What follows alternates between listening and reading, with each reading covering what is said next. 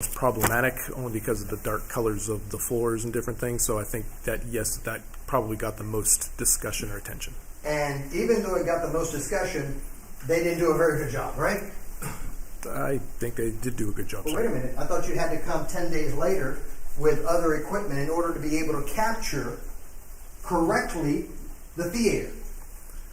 I don't believe that it was an issue of correctness. It was the fact that we wanted to try to get the best quality that we could, and we wanted to bring in further lighting only because we couldn't get it quite as bright enough inside as we would like. On the date of the incident, you couldn't get photos that were light enough to be able to critically see. You remember that one photo of the spent casing on the ground that you looked at and you said, where is it? Right? You remember that? I don't specifically remember asking where is the casing. I do remember seeing that some of the photos were dark, and I remember the photo of the casing was against the black floor, and yes, it was dark. You also remember that the placards that were placed on the seats themselves, you couldn't even read them. You can in certain photographs, but they're washed out on others, yes. And so you realize, do you not, that these forensic investigators have cameras that when they take a photo, you can actually see what it looks like. You can see a small display of the photo, yes. Did you ask them to see any of the photos that night when they were taking the photos so that you could approve them or disapprove them? I don't recall specifically doing that, no. Do you realize that the forensic investigators had the lighting to do proper photos in their van outside the theater, but they weren't using them? I know that they do carry a lot of different equipment with them. I don't specifically know what was in the van. Or did you ask them, since you were having these problems with photos, did you say, hey guys, you have any better lighting in your truck? I remember using lighting that we had, flashlights at different times to help illuminate. I don't specifically remember asking that, no. You think a flashlight is a proper form of illuminating in a crime scene? It can be, yes, sir. It wasn't, right? Because it wasn't giving you sufficient light, was it? I think it would depend on each individual photo because certain photos showed good detail and other photos were a little bit lesser detail. And we can't afford to have lesser detail, right? As all things we do in our investigation, we want to try to get the highest quality that we possibly can with the equipment and the conditions that we have.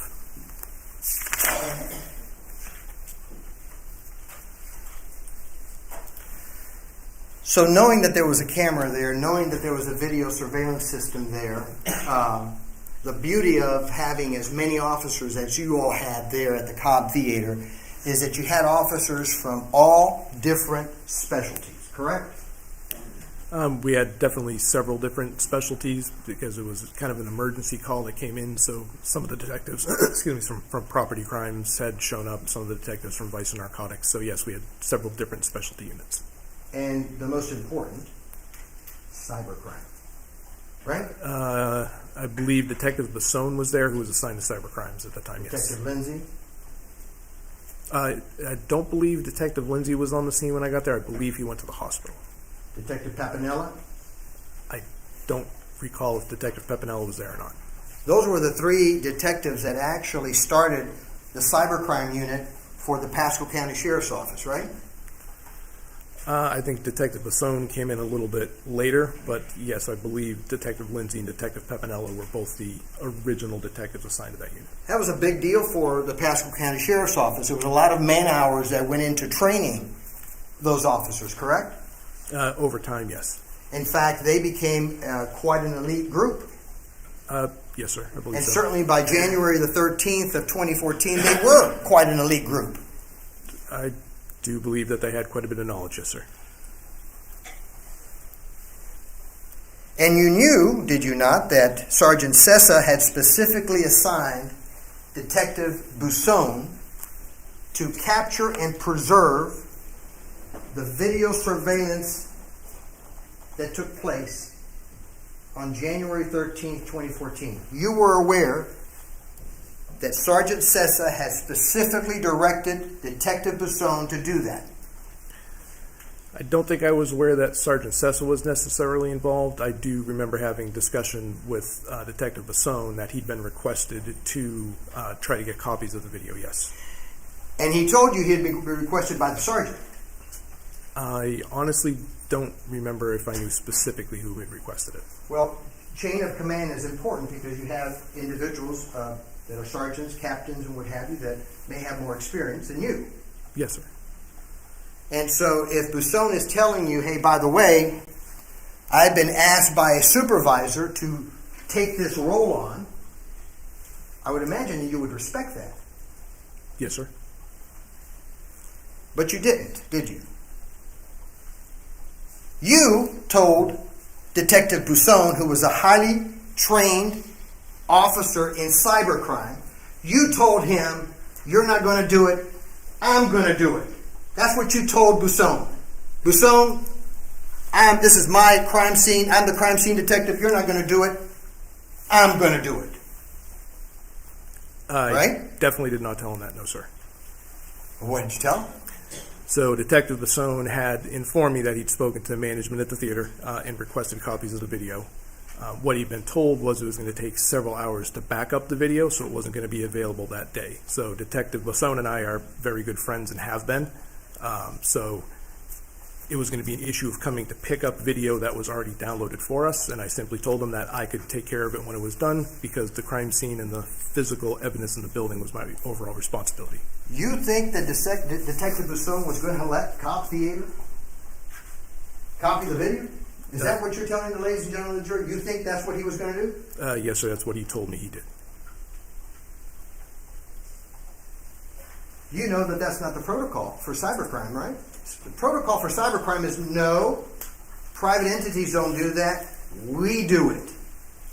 No, sir. That's not correct. So you're perfectly fine with having the Cobb Theater where a shooting has taken place and they have possible civil liabilities. You're okay with letting them do it?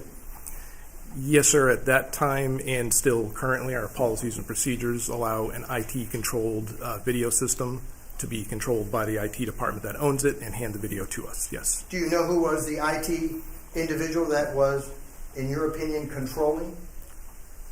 I don't think on that day I knew, but I eventually learned it to be Eric Andrews. I honestly don't remember if I knew the person's name on that day. Do you know the level of competency or incompetency of that individual? I did not know the individual in any way. Do you know the reputation for honesty of that individual? Again, I didn't know the individual in any way. Do you know the alliance that that individual would have either with the Cobb Theater or with the Pasco County Sheriff's Department? Again, I didn't know him at all. And so you're letting a perfect stranger deal with a critical piece of evidence in a homicide case, and you think that that's the protocol of the Pasco County Sheriff's Department? Yes, sir, I do.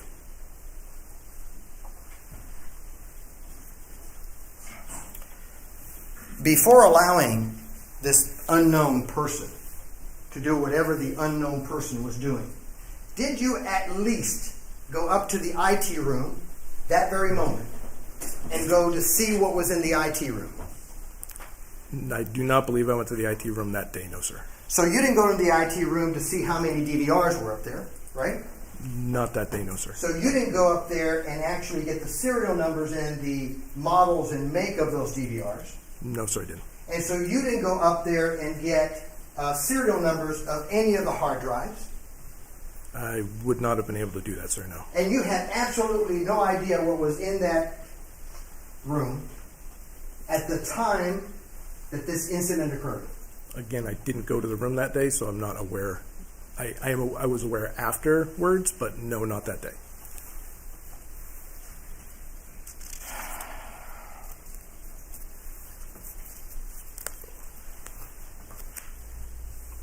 Well, let me ask you this. Were you aware that corporate was at the very moment that you all were investigating this case, that corporate Cobb was remotely dialing in and viewing the video?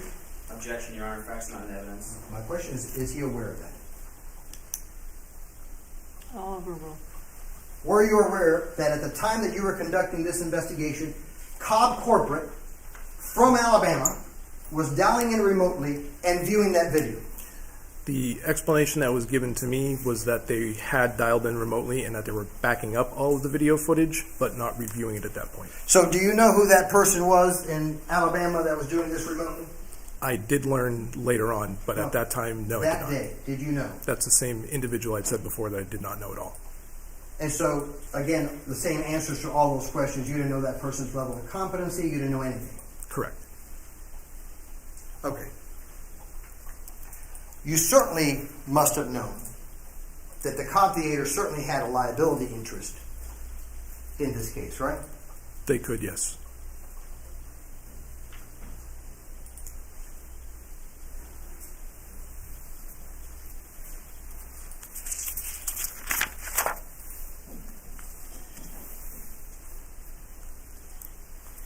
You never asked management at all, you yourself, to even see the video at that moment. I'd had some discussions with the manager, Tom Peck, who was there, who I believe is the one who gave me the explanation that we couldn't view it because it was being backed up. And I think that was the extent of the So conversation. you're telling this jury that Thomas Peck said that you could not view it because Objection, hearsay. That's what he testified to. Well, the hearsay then. Well, you didn't object to it then. Suspend.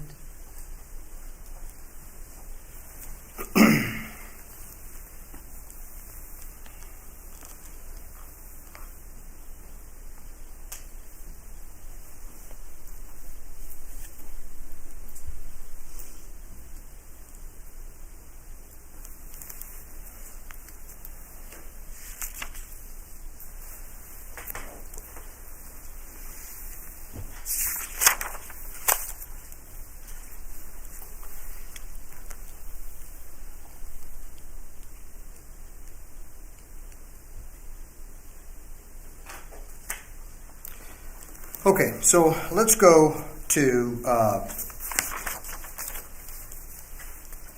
the issue of what happens in that crime scene as you are trying to gather evidence and preserve evidence. You've indicated already that you've left measurements up to the forensic unit. You're working with them trying to get better quality photos, correct? Yes, sir. You did nothing with reference to the loudness of the previews or the lighting conditions, correct? No, sir, we did not have the previews turned on. And so tell me exactly what is it that you were doing in that crime scene? How long were you in that crime scene? I'd estimate probably 2 to 3 hours. So tell me what you were doing for 2 or 3 hours in that crime scene if you weren't doing any of that.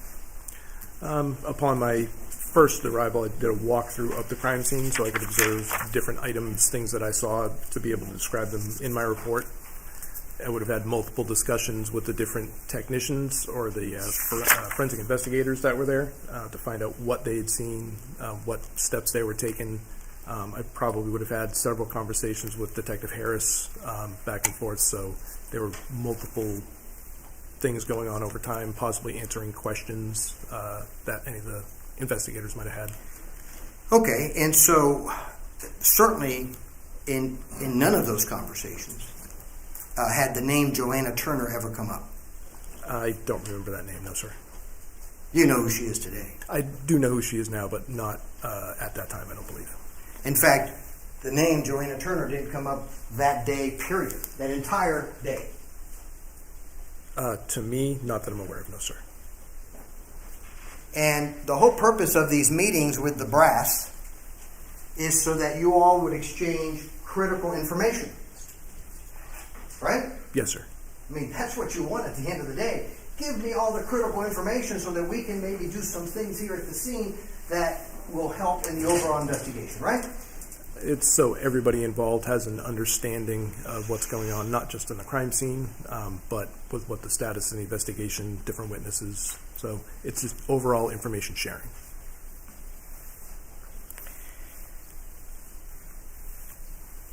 In fact, on January the 13th, 2014, nobody had even told you that Mr. Reeves had indicated that he was possibly struck with a phone.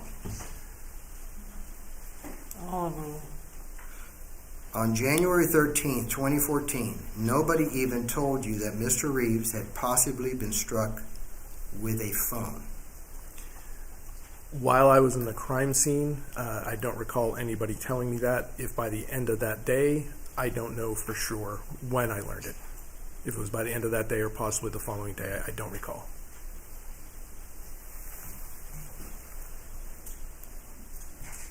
Detective, how does that happen? How does that happen when Proctor is interviewing Mr. Reeves early on? Tell me how that happens, that information doesn't get to you.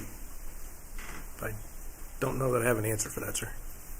You're certainly disappointed, are you not, that it never got to you? In hindsight, I would have liked to have known it then, yes, sir.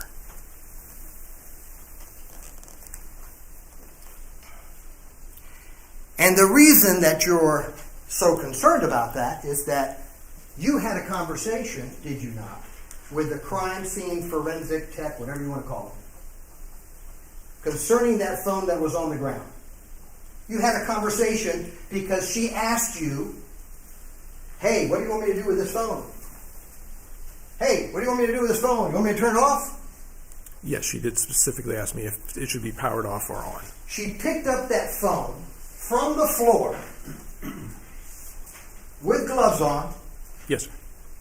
and started manipulating the phone to turn it off.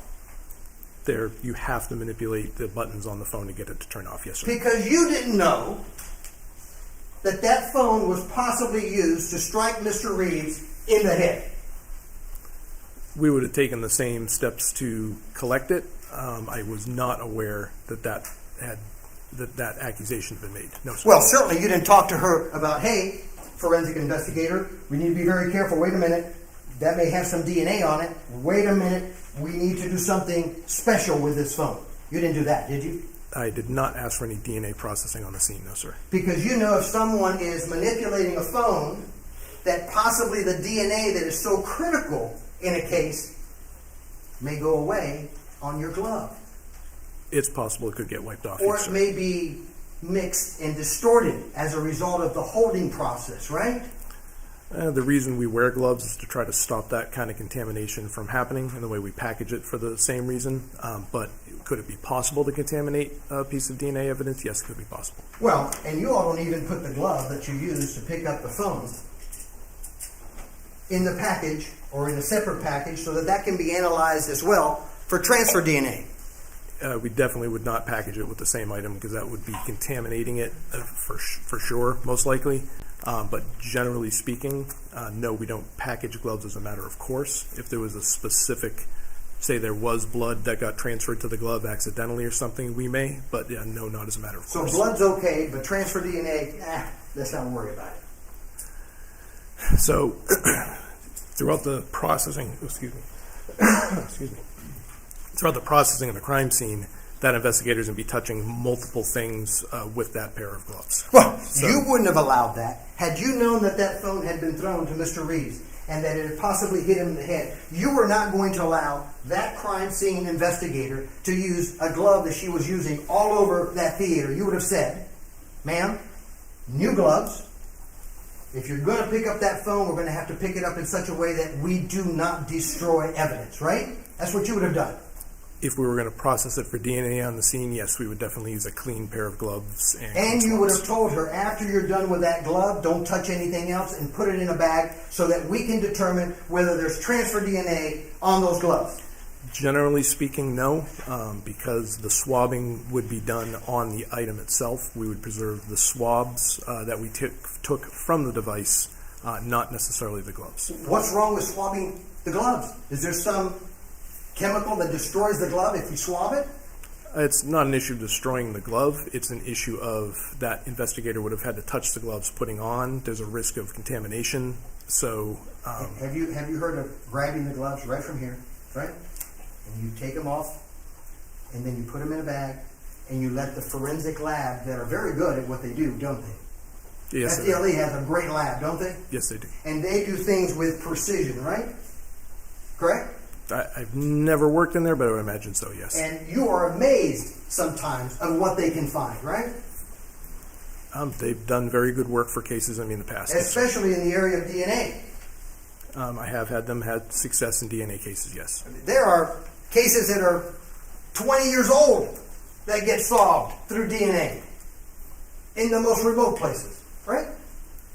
I can't speak to a specific timeline. I'm not sure. No, And sir. your job as a crime scene detective is to preserve evidence, right?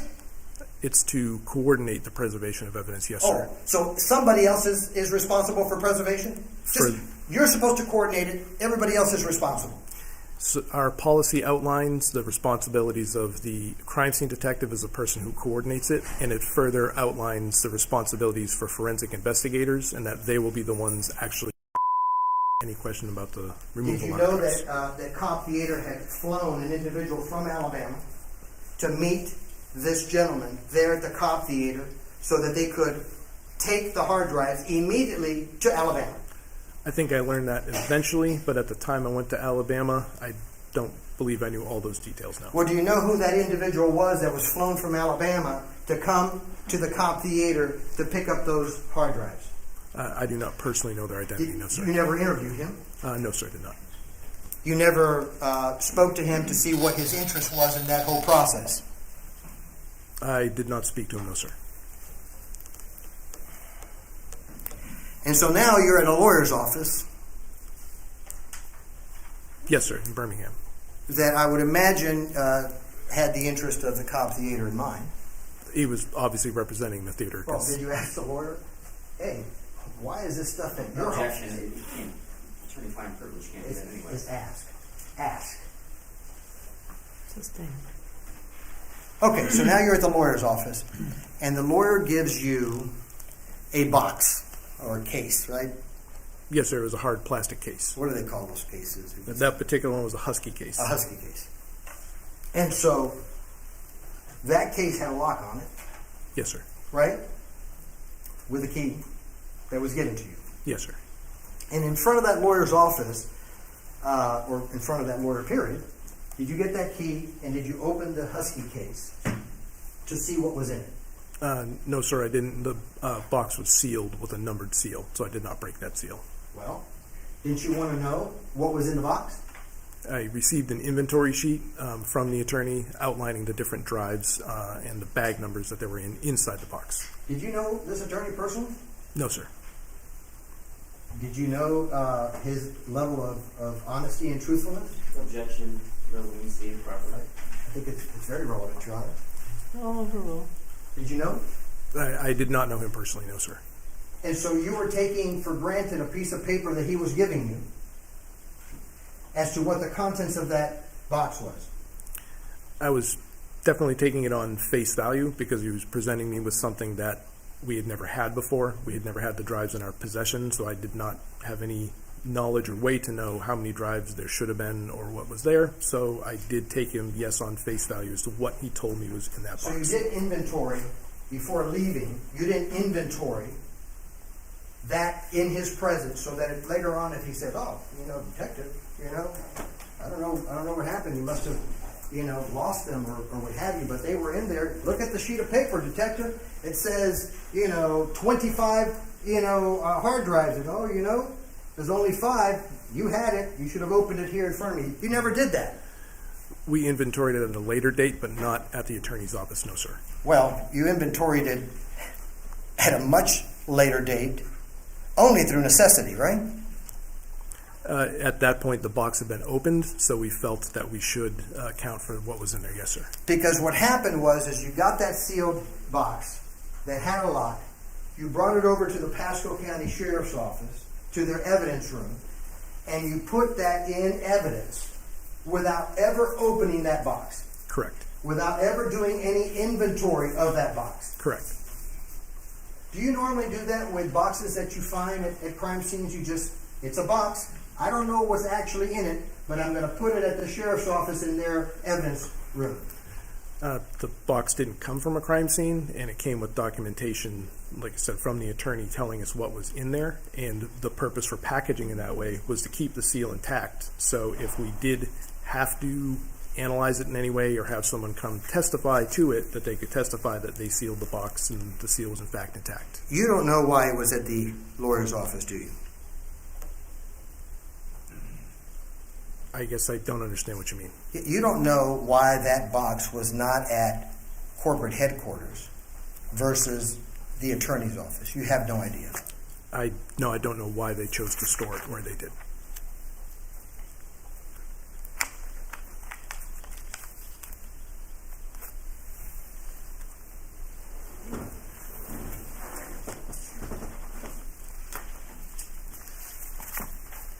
I have no further questions.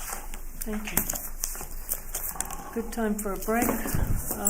Let's take a 10-minute recess. Remember my instructions during the break, and be back 10:46. All right, we're in the recess.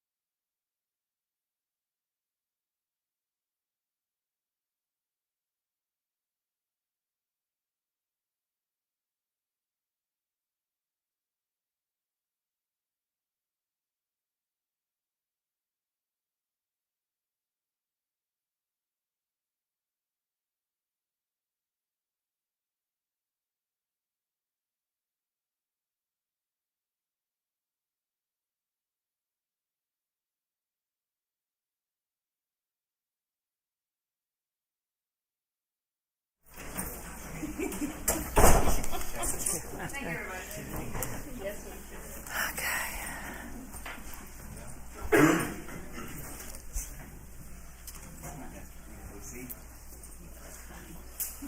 We ready to go?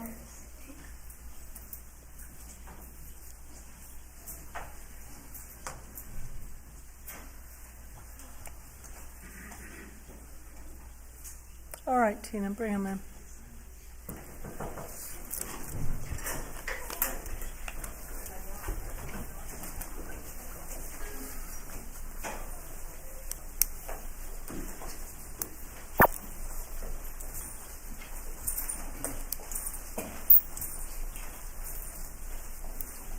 Thursday in the courtroom, Your Honor. Okay.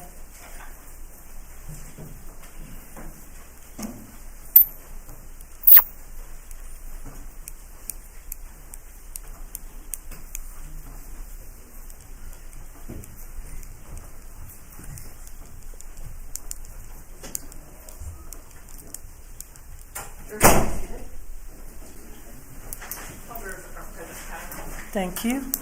Are we ready to begin? Mr. Martin? Detective, I'll remind you, you're still under oath. Yes, Your Honor. Oh, okay. Then may this witness be released? No, Your Honor. You want him on standby? Yes, Your Honor. All right, Mr. Detective, you are free to go, but if you get called back, you have to come. Thank you, Your Honor. Take Thank you. care.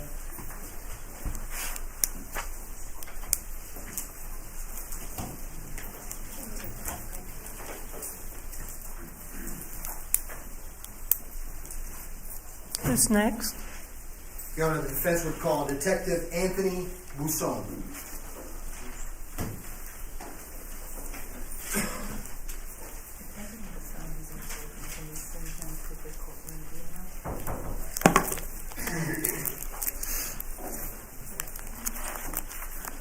Aaron Smith. A-A-R-O.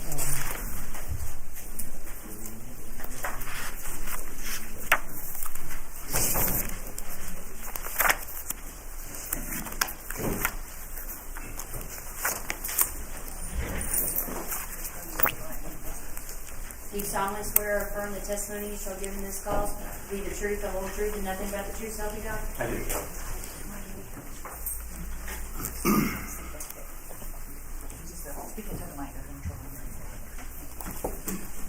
Madam Court Reporter, do you need his name spelled? Okay. Go ahead. Thank you. Good morning, Detective Bouson. Good morning. Detective, tell me when you became a law enforcement officer in Pasco County. 2000. Okay. And you were initially, assigned to patrol? Correct. And how long were you in the patrol division? 5 years. And so you would have been there till 2009, 2010? 2005. To 2005. You're right. That's why I became a lawyer, right? And in 2005, you were promoted to the detective division. Correct. Is that correct? That's correct. Okay. And what section of the detective division? Property crimes. And how long were you in property crimes? 4 years. So you would have been leaving there in 2009. Correct. What happened in 2009? I was transferred to the major crime section. Okay. And what's major crimes? Investigates rape, robbery, homicide. Okay. And so when you went into major crimes, did you take any courses specifically with the investigation of homicides? Yes. And would you tell the ladies and gentlemen of the jury what course you were required to take in order to be a homicide detective here in Pasco County with the Sheriff's Office? Homicide investigation course, crime scene investigations, robbery investigation, sexual assault investigations. Okay, and those were in order to give you the training that you needed in order to do your job. Correct. Okay. And so you were in that particular unit for how long? Until 2013. Okay. And so I would imagine you assisted in many homicides during that period of time, whatever homicides were taking place, correct? Yes. Because you all work as a unit. That's correct. Is that correct? Okay. So what happened in 2013 in reference to your movement from major crimes? The sheriff's office formed a cyber crimes unit, and I became one of the members. And it's my understanding that even before becoming a member of the cybercrime unit, you were already in the process of training in that particular field. That's correct. Please tell the ladies and gentlemen of the jury your training in the area of cybercrimes and what that means. Some may not know what cybercrimes even means. So our unit, we investigated internet crimes against children, which is child pornography, and we also conducted digital forensic examinations. What courses did you take in order to gear you or to have your level of expertise in that particular unit? Basic data recovery and acquisition, intermediate data recovery and acquisition, seized computer evidence recovery specialist. I became certified as a computer forensic examiner through IASIS, which is the International Association of Computer Investigations Specialists, in 2015, and I continued taking courses related to computer forensics and mobile forensics. Okay, and so you went through quite a rigorous period, is that correct? Correct. And correct me if I'm wrong, in addition to investigating these internet sex crimes, that unit was also supposed to assist other units within the sheriff's office with the recovery and preservation of digital evidence. That's correct. Is that correct? Yes. And that would have been your unit that would be responsible for securing that sort of evidence. Correct. Now, while you were a homicide detective, you had taken all these courses as well in trying to recreate a crime scene, correct? Correct. And you actually served also as a crime scene detective when you were working in homicide, correct? Correct. And so the issue of witness contamination was always at the forefront of your thoughts when you were investigating homicides, correct? Correct. And the reason being is that you certainly don't want to contaminate evidence, right? Right. And you don't want to contaminate witnesses, No. correct? Both of them are equally bad. They're bad. Okay. And when you contaminate witnesses or when you contaminate evidence, you can't undo the contamination, correct? Correct. Especially with witnesses, because they tend to actually believe and hold as their own information that they have heard from others that may be totally wrong. They may do that. And so if you allow witness contamination, you got a big problem Potentially. because you can't undo it. Correct.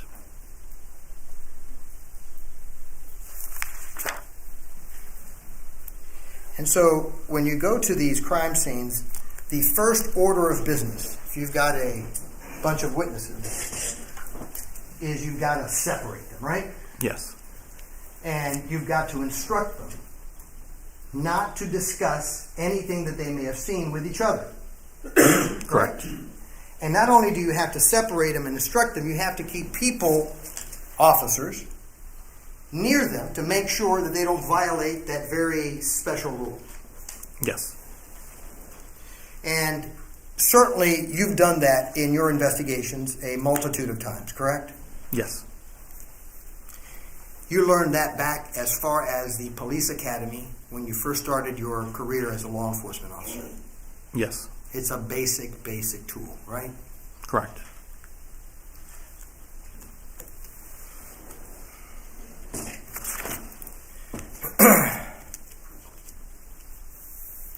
Now, your recovery of digital evidence, and correct me if I'm calling it correct, digital evidence, It's good. you can collect it at your office, right? In your lab, in your Yes. surrounding. But you can also collect it at the scene. Yes. You collect it wherever it's at, correct? Correct. And you make sure that when you collect it in such a way that you don't destroy, correct? Correct. And that you don't misplace, Correct. so that at a later time we can share that with the ladies and gentlemen of the jury and with the court for their view. Correct. Extremely important job. Yes. When you all started that cybercrime unit, the Pasco County Sheriff's Office was very proud of what you all were doing, correct? I believe so. It was a special time with that department to have people of your skill doing this kind of work to help all the departments, right? Correct. And all these departments knew that you all were available to them, correct? Yes.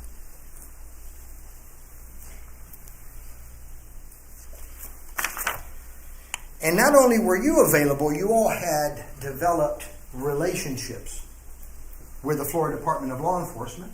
Correct. So if they were needed, they were merely a phone call away. Correct. They had, likewise, very sophisticated equipment there at the Florida Department of Law Enforcement, correct? Correct. Many years of knowledge in this field as well. Yes. If at any time you needed to call on their services in order to preserve evidence, they were there to assist the Pasco County Sheriff's Office. Yes. You also had developed a special relationship with the FBI for that same reason. You needed to call the FBI for some help in this particular area. They were available. So we had members that were task force officers, so yes. And so being task force officers, meaning that you are working together with the FBI for the common purpose of investigating cases properly Correct. for our system of justice. Correct. And so if you all had been in a scene and there was a stumbling block of what have you, and you all needed to find out some information, FDLE, FBI, you could do that. We could.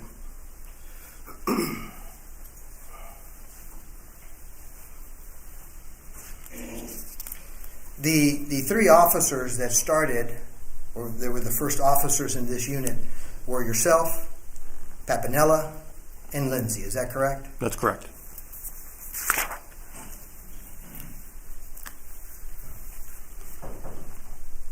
So in 2013, that's exactly what this unit started to do, right? Investigate these horrible crimes against children, as well as assisting other departments, including homicide, correct? Correct. With preservation of digital evidence. Yes.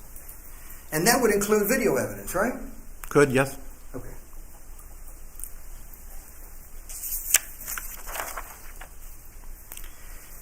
So by 2014, specifically January of 2014, this unit was rock solid. Yes. Don't be bashful. You had a very good reputation in Pasco County for your expertise and skill, correct? Correct. So in January 13th of 2014, you were asked to come to the Cobb Theater to assist in the investigation of this case, correct? Yes. And yourself went, right? I did. Papinella went. I believe so. Lindsay went. Yes. And so you went to the Cobb Theater certainly to assist investigators in your area of expertise. Yes. Or whatever else they needed you to do, right? If they needed something else, sure. You were likewise an experienced homicide detective, correct? Correct. And was Lindsay likewise an experienced homicide detective? He was. And was Papinella likewise an experienced homicide detective? I don't believe he had been prior major crimes, but Lindsay definitely was. Okay. So we have two individuals that are experienced homicide detectives, and those two individuals are also part of the cybercrime unit for the Pasco County Sheriff's Office that are called to go to this theater to help out. Correct.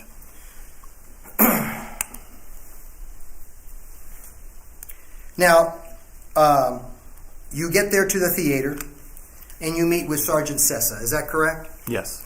And tell the ladies and gentlemen of the jury who Sergeant Sessa is. He was a sergeant of one of the major crime squad covering District 3.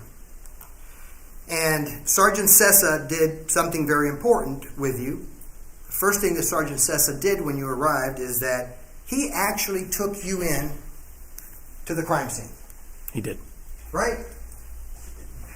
That was not unusual for you, right? No. You arrive at a homicide scene, you're going to assist in a homicide. You want to go into the crime scene. Sure, if need be. You want to evaluate, you want to look, you want to see what evidence is present, because if you're going to be doing interviews with witnesses, that process of assessing the crime scene is going to help you tremendously in that interview. Yeah, You've done it a multitude of times, right? correct.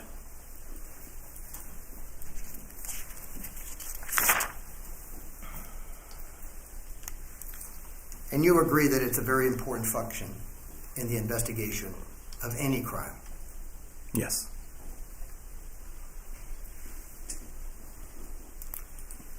One of the things that you're able to do once you see the scene is that you're able to develop these questions, these specific questions that you need answered sometimes in a homicide or in any crime. Correct. And you know, if you go into a scene and you see that there's a phone on the floor, and you're able to ask the witnesses, hey, where were you seated? And you know, whose phone is that you see that's on the floor? Those are critical questions in a case. You need to capture that immediately from the witness, right? Yes. And certainly, a recorder is very important, right? A recorder is important, yes. You're going to record individuals. You're going to actually turn the recorder on even before you start the interview, right? Yes, you want them to hear you and recording the introduction. And you also want to capture their emotion and all of the human elements that go into an interview Sure. on a crime, Yes. right? You want to capture that on voice. So Correct. that later on, not only are you telling the ladies and gentlemen of the jury what you believe these witnesses say, but they can hear it for themselves, and they can also hear the emotion, the doubt, the confidence, all those things, right? Correct. And that's not something that Rick Escobar came up with. That's something that you've been trained for years, not only in homicide, but in every walk of your law enforcement career. Correct.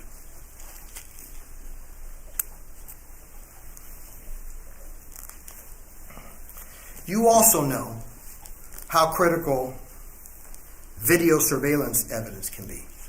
Yes. And whenever you have video surveillance evidence, you certainly want to view it, right?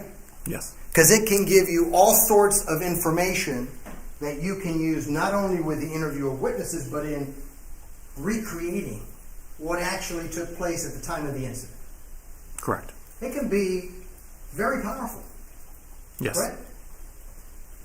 And sometimes that video evidence, if it's not of good quality, can be enlarged, correct? Correct. It can be enhanced by lighting, correct? Sure. In order to better suit you for your investigation, correct? Yes. As long as you're not distorting what is being captured, right? Right.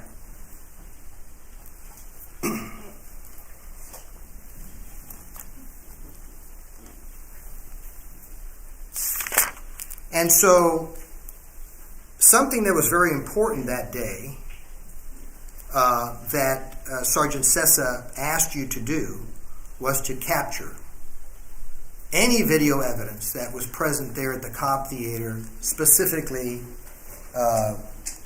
on January 13, 2014, Theater 10. Yes. And so when he told you that he wanted you to do that, you took that request seriously. Yes. He's a supervisor, right? He is. And he has a vast amount of experience, right? Yes. And so you want to follow those directions. Yes. And so that's exactly what you did. You said, hey, Sarge, not a problem, I'm going to do that. Correct. And you went over to a manager there at the Cobb Theater and you said, hey, I want to view video in this case. I want to see your IT room. I want to see the cameras. I want to see it all. Correct? Correct. And he told you, well, just wait a minute. I'm going to call management and, I'll be right with you. Right? More or less, I was waiting on, them gathering what places had video surveillance. But yes. Because you wanted to gather it all. Right? Sure, as much as possible. Okay. And what happens then is that Detective Aaron Smith approaches you and tells you, Detective Bouson, I am taking over the gathering of any video. It is my responsibility. Yes. That's what he told you. He said he was assigned to take over getting the video. And so you know Detective Smith, right? I do. And you believed him. Yes. And so you said, okay, if you've been told that you're going to be responsible, then you're going to be responsible. Right.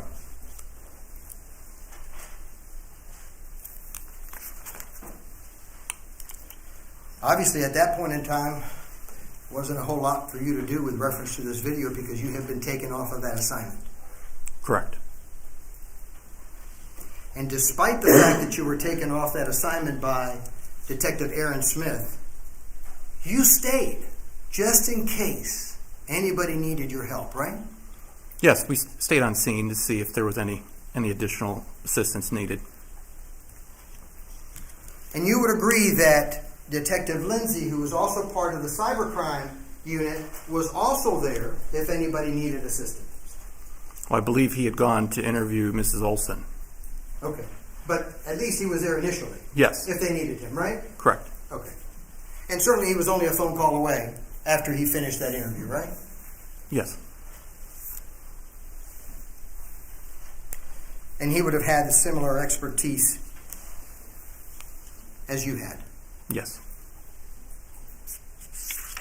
You certainly realized when you were taking off this assignment how important properly capturing the video in this case could be. Correct? Yes. You hadn't seen it yet. No. But certainly, if you were going to continue to be in charge, you were going to make sure that that process that you were going to be using was controlled by you and other members of the cybercrime unit and nobody else. Yes. You weren't going to let some employee of Cobb or whoever control the preservation of that very important piece of evidence. Am I correct? So we would needed their assistance initially, sure, but we would have collected it. You would have collected it. Yes. You would have said, take me up to your IT room. I want to see your IT room. Correct? Correct. You would have gone into that IT room and you would have certainly documented the equipment that was present in that IT room, correct? Pertaining to the digital video system, yes. You would have determined how many DVRs were there, correct? Yes. You would have determined how many hard drives were there, correct? Depending on the system, but we would document the DVR. Okay.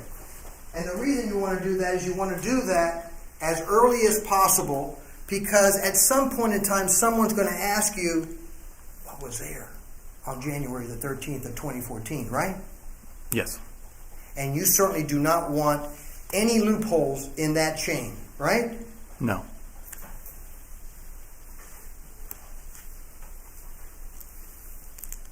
Detective, you never had the opportunity to go upstairs to that IT room, correct? No, that was taken over by Detective Smith.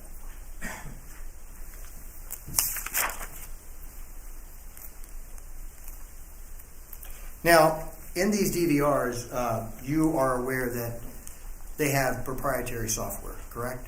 Yes. And so you're familiar with this type of equipment. You're familiar with how to properly preserve the evidence that's contained within a DVR, correct? Yes, the most DVRs or DVR software has an export function to where you can identify, camera and what, length of time, the footage you want to capture. And not only that, you can copy it right there and then, but clearly you can view it, right? Yes, you can. You can view it, you can copy it right then and there, and even more importantly, you can actually seize the hard drives and do what's called imaging, right? So we can do that, yes. Yes, that's what I said. You can do that. We can. Tell the jury what imaging a hard drive entails. It is making what would be considered a bit-for-bit copy, like an exact copy of the hard drive. Okay. And so if you make a bit-for-bit copy of the existing or the original hard drive, and the hard drive goes away somewhere, you still have the true and accurate bit-for-bit copy, right? Yes. And you could do that because you all are experienced and you have an expertise in that process. Correct. So if Sergeant Sessa had said, hey, listen, I'm glad that we saw the video, I'm glad that we've copied it there at the Cobb Theater, but I want one more step of assurance. I want to actually image those hard drives. That would not have been difficult for you to do. If they had made that request, we could handle it, yes. In fact, you know that it would not be difficult because about a year after this case, Detective Aaron Smith came to you with some hard drives and said, Detective Bouson, would you please image these hard drives for me? Yes. Am I correct? Correct. And supposedly those were some of the hard drives that pertain to the system of the Cobb Theater. Correct.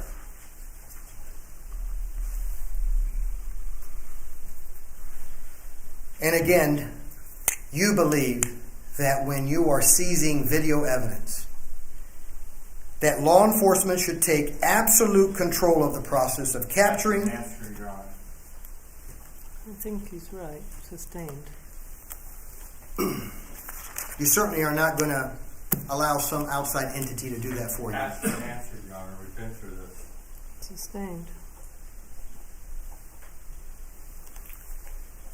Every video surveillance system that you have ever encountered, you've been able to make a copy of video footage, correct?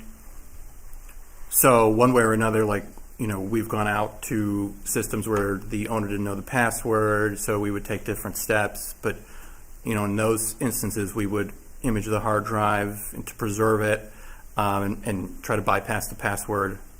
So one way or another, we would try to collect from a system. And you would agree, you've been a detective long enough that if the owner, good old Cobb Theater, says, well, you're not going to do that. There's a process in place in our system of justice of applying for a search warrant, getting a court to issue a search warrant, and in the meantime, seizing that particular facility until the judge decides whether to sign it or not, correct? Correct. Meaning that our system of justice has absolute, complete control of that issue. Yes. Cobb Theater is not going to be the one that decides whether evidence is preserved or not. Correct.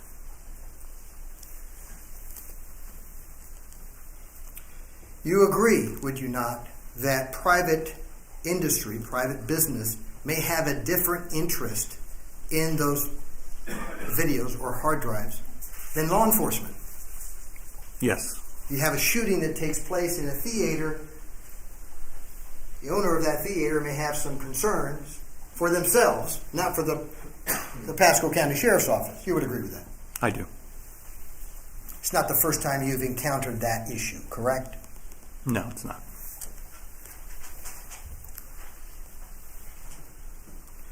You also are of the belief that when you're preserving evidence, you're not preserving evidence just for the prosecution, correct? Correct. You're preserving evidence for the defense, for the community, and for our system of justice. Yes.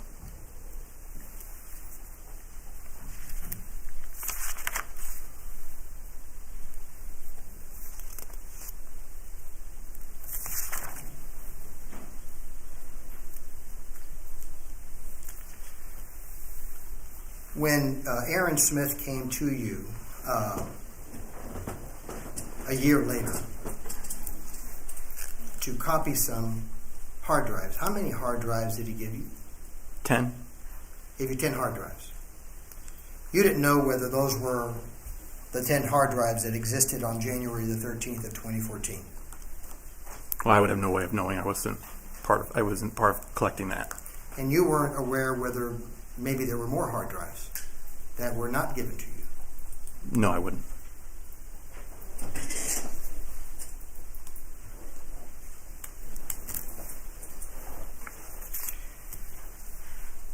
Did Detective Aaron Smith ever come to you with reference to an issue of an iPhone that was located in Theater 10, specifically the very back row, middle section on the floor.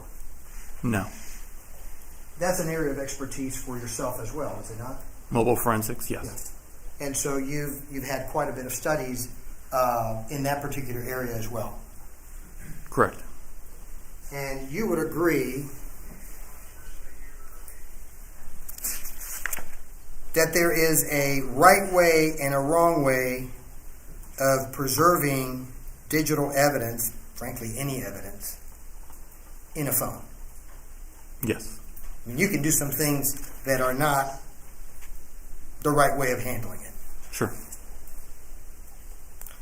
The one thing that you want to do, and you want to make sure, is that you want to block any incoming signals. You want to isolate that device.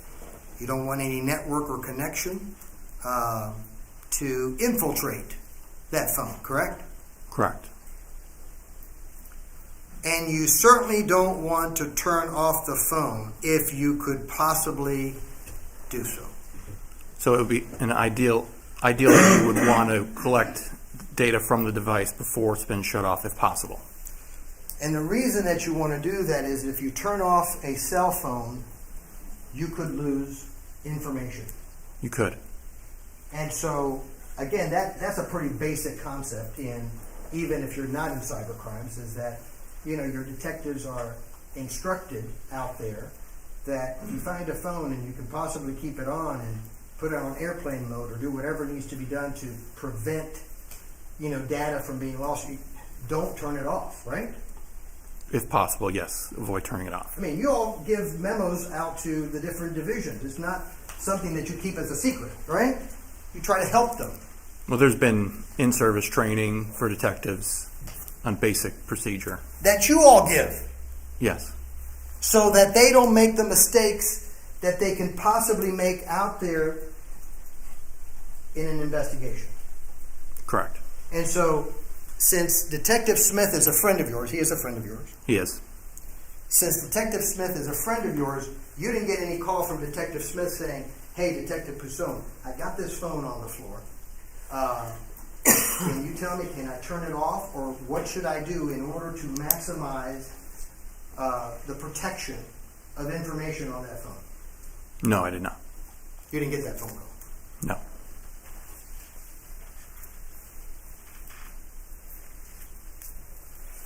You also agree that sometimes when you've got an item like a phone, there may be other forensic evidence on that phone, correct? Potentially, yes. DNA, Yes. fingerprints. Could be, sure. Right? And so you all work pretty well with your forensic unit in making sure that nobody steps on each other's toes, right? Correct. That things are done to the very best degree to preserve evidence on a phone, right? Yes. And so sometimes you're called out to a scene and there's a phone and there's a couple of questions. Number one, we want to know what the contents of the phone are, but we also want to know whose DNA is on that phone, and we want to know whose fingerprints on that phone. And so you work with the forensic investigators to make sure that everybody gets what they want to get in a safe and protective manner. True. Right? That's not an oddity. That's very common, right? No, it's common. That's why you all work as a group, right? Yes. As a team. Yes. You didn't get any phone calls from any forensic tech in this case, did you? I did not. Had you gotten a call, you would have cooperated thoroughly with them and with Detective Smith, correct? Yes. I have no further questions. Thank you. Ross? No question, Sean. Thank you. May this witness be released? You want him on standby? Stand by, Your Honor. All right, Detective, you're free to go, but if you get a call to come back, you're going to have to come back. Thank you, Your Honor. Thank you. Council approach?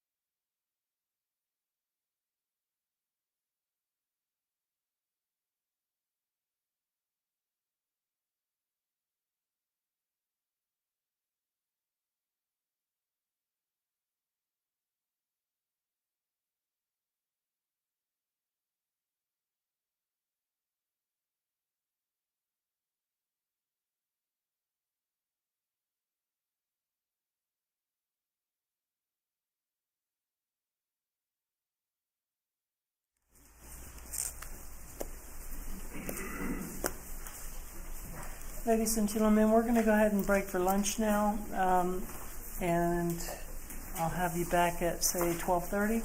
Take an hour for lunch. Remember my instructions during the recess, and show up back at the jury pool room. Thank you. All right, we're in recess for lunch in 1 hour. Stay on for a minute.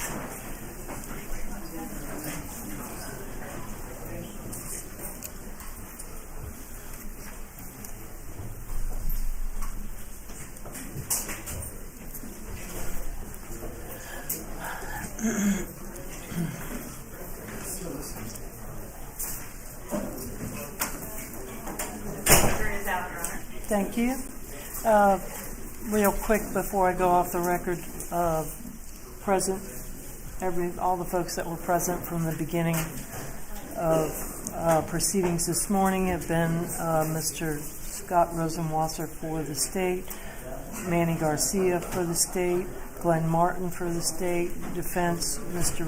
Richard Escobar, Mr. Dino Michaels, Mr. Reeves has been present at the table, Matt Funderburg, and Karina Flores, all present for defense. Thank you.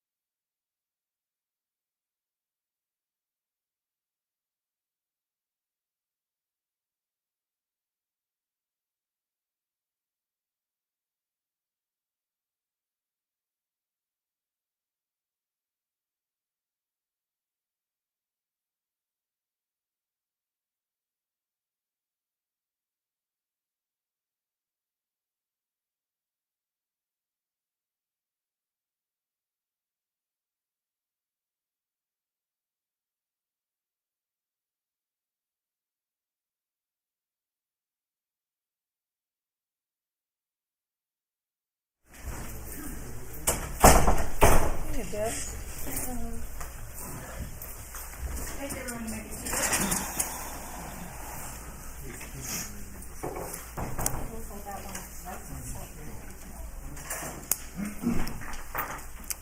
All right, we ready to start up again? Okay. All right, you want to bring him? Oh, okay.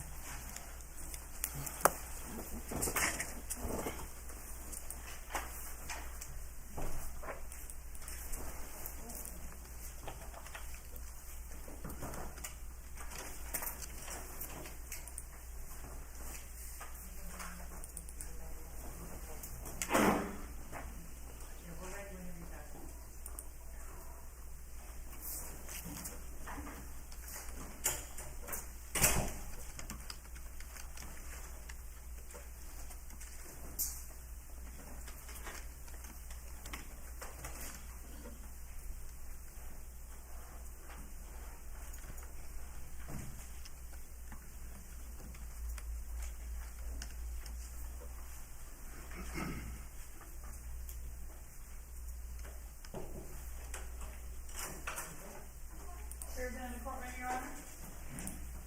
All righty.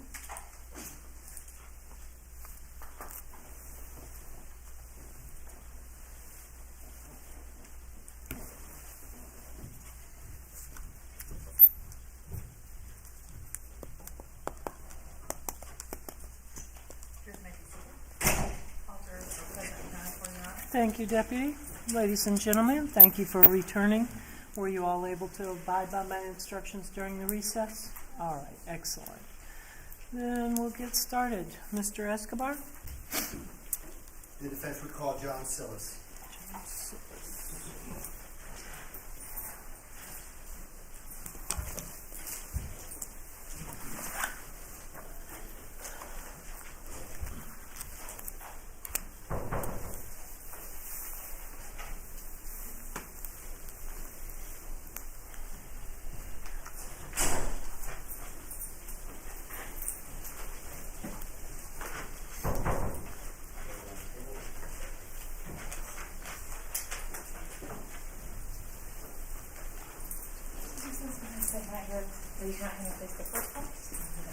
Do you solemnly swear or affirm that the testimony you shall give on this call shall be the truth, the whole truth, and nothing but the truth, so help you God? I do. Thank you.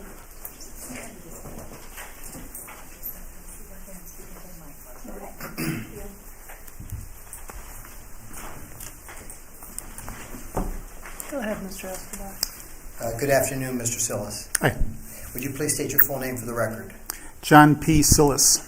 And Mr. Sillis, can you tell the ladies and gentlemen of the jury what your occupation is? I'm the owner of Innovative Surveillance, LLC, in Melbourne, Florida. And can you tell us what that business entails? Installation and maintenance of video security equipment. And how long have you been doing that? Since 2003.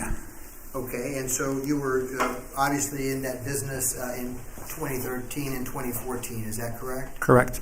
And was one of your clients the Cobb Theater? Yes. I'm going to direct your attention to January the 13th of 2014 and ask you if you received a phone call from management at the Cobb Theater. Yes, I did. And what did that call entail? Objection, hearsay. Just to show his actions. We don't want to hear what the conversation was, but the gist of Okay, what I can rephrase it so that sustained. as a result of that conversation, were you directed to go to the Cobb Theater? Yes. And what were you directed to go do at the Cobb Theater? To go to the IT room and remove all the hard drives from all the recorders. And when were you expected to do that? They said as soon as possible. Did that indicate that day on the 13th you were supposed to do it? Yes, I went there that night. And did they also want you to fly those hard drives that night? Objection, it's all hearsay. Were you supposed to fly those hard drives to Alabama that night? They requested it, but I told... So just to show his further actions. It's still hearsay. Yeah, I don't know what exception there would be. I'll sustain. Did you agree to go to Alabama with those hard drives and deliver them to Cobb Theater? No. Okay. So, as a result of that conversation, did you in fact go to the Cobb Theater? Yes. And that's here in the Wesley Chapel area? Yes. Is that correct? Yes. Okay. About what time do you think that you arrived at the Cobb Theater? There's no way I can remember that. It was in the evening. It was dark out. That's all I remember. Okay. And when you arrived, was there someone stationed there at the Cobb Theater, a police officer? There were many police officers stationed there. Okay. And did you have to speak to those police officers prior to gaining entry into the Cobb Theater? Yes, several. And what did you tell those police officers in order to gain entry into the Cobb Theater? Objection, hearsay. What he told them? He's subject to cross-examination. It's not hearsay. Oh, overall. Well, I just want to make sure, just approach it. Yeah.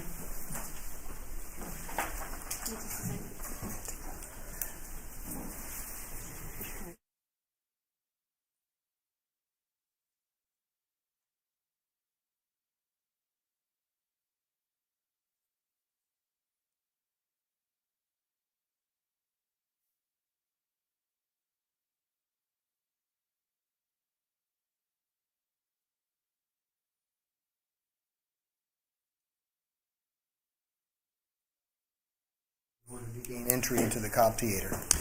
It seems like they knew ahead of time I was going to be there because I told them who I was and they said, come on in. So you told the officer, hey, this is who I am, and they said, just come on in. Yeah. Okay. And so where did you go there at the theater? Did you go to the IT room? Yes, that's where, that's where I had to go because that's where the recorders were. I knew the location, and someone had unlocked the door to let me in. Okay, and do you know who unlocked the door in order to let you in? I do not recall. Okay. And so that, I'm calling it an IT room. I don't know if that's what they call it, but let's call it a video surveillance room. Yeah, or server room. Server room is more There you go. appropriate. So that's upstairs, is that correct? Yes, it is. Okay.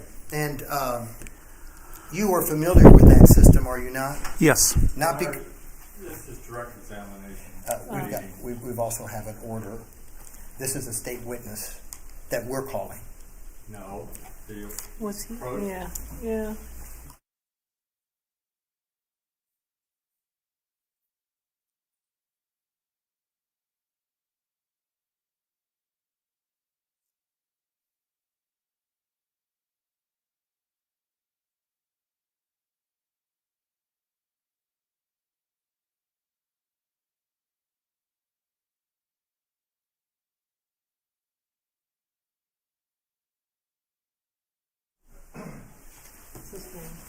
Now, when you got there, you went upstairs, is that correct? Yes. Okay. And when you went up there, were you familiar with that system? Yes. And how was it that you were familiar with that system? I built it years ago. You built the system. Yeah. Would you maintain the system as well? Yes. And so I would imagine, would you also visit and frequent the Cobb Theater to do regular maintenance? Whenever they called, yes. Okay. And so did you know how that system operated? In other words, did you know what DVR and what hard drive worked with what cameras? Not exactly, because I didn't install the cameras. I took the system over from another company years ago, and the cameras last longer than recorders do typically, so the cameras are original from way before me, but the recorders are relatively new. Okay, and so you didn't know which hard drives would be capturing the information from which cameras is what you're telling me, is that correct? Who would have known that? Do you know? They're IT people. Okay. Meaning cops, Correct. IT people. Correct. Okay.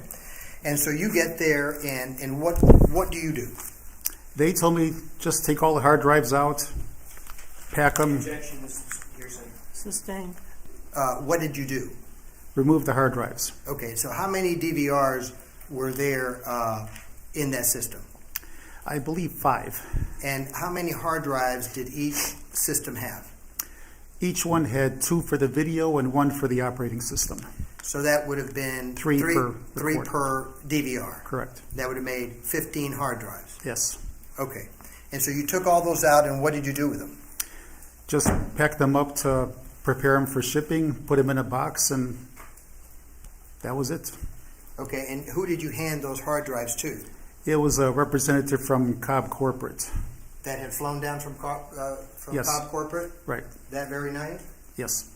And so you handed that to that individual, and he or she took possession of it? Yes. Okay. And did you do anything else there that particular night? That was it. Okay. Did you provide them at any point in time with any type of equipment so that they could continue to operate, their business? I brought over some loaners later on after the theater reopened. They were closed for a while. I just can't recall for Okay. how long or when I got back. Okay. And did you change their system at all at any point in the future? No, as far as I recall, I just got everything running again, and it was back to the way it normally was. Did there come a point in time, sir, that you actually replaced their entire system? You mean after the event? Yes. See, at one time we went through an upgrade of recorders, replacing old ones with new ones, and I just can't recall if this happened before or after. Okay. It's too many years to go back. I got you. No further questions, Your Honor. Thank you. Cross? Yeah.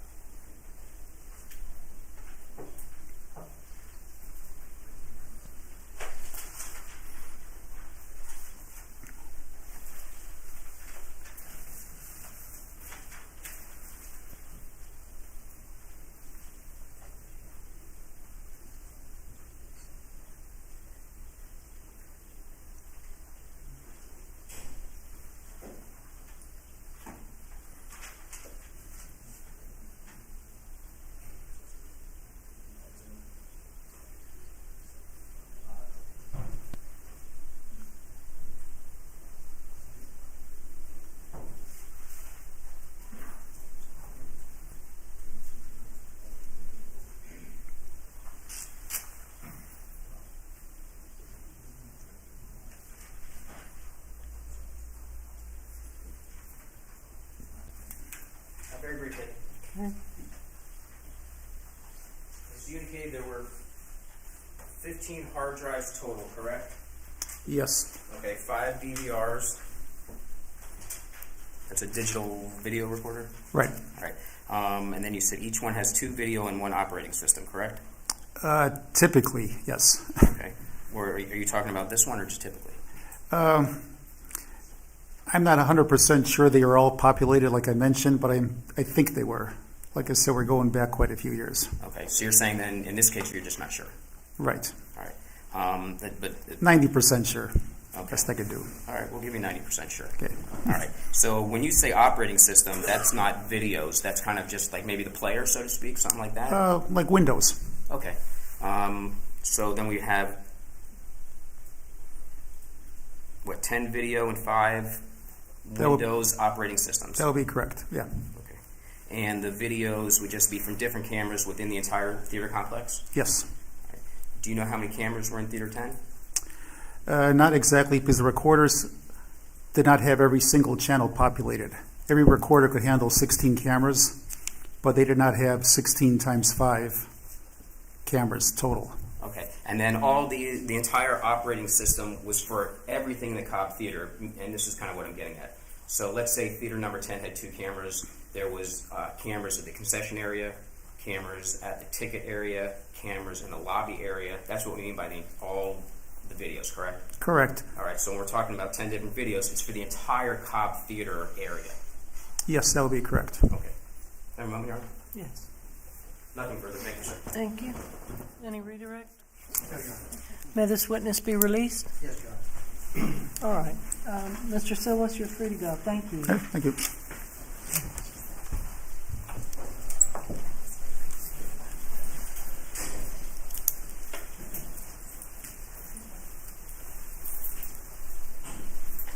Who's next? Defense calls Jennifer Shaw.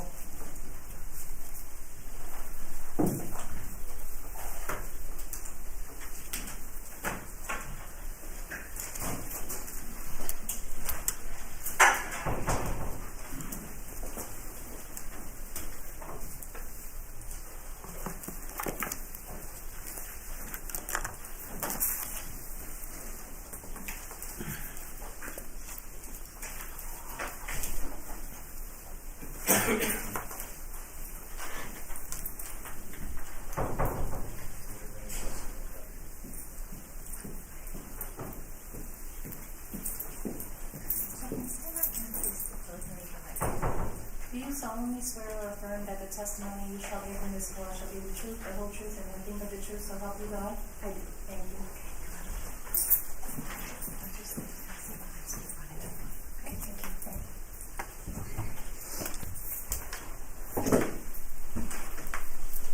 Go ahead, Mr. Michaels. Please state your name. Jennifer Shaw. Do you know the gentleman right here, Mr. Curtis Reeves? Yes, sir, I do. How do you know him? He's my father. So your maiden name is Reeves? Yes, sir. And what do you do for a living?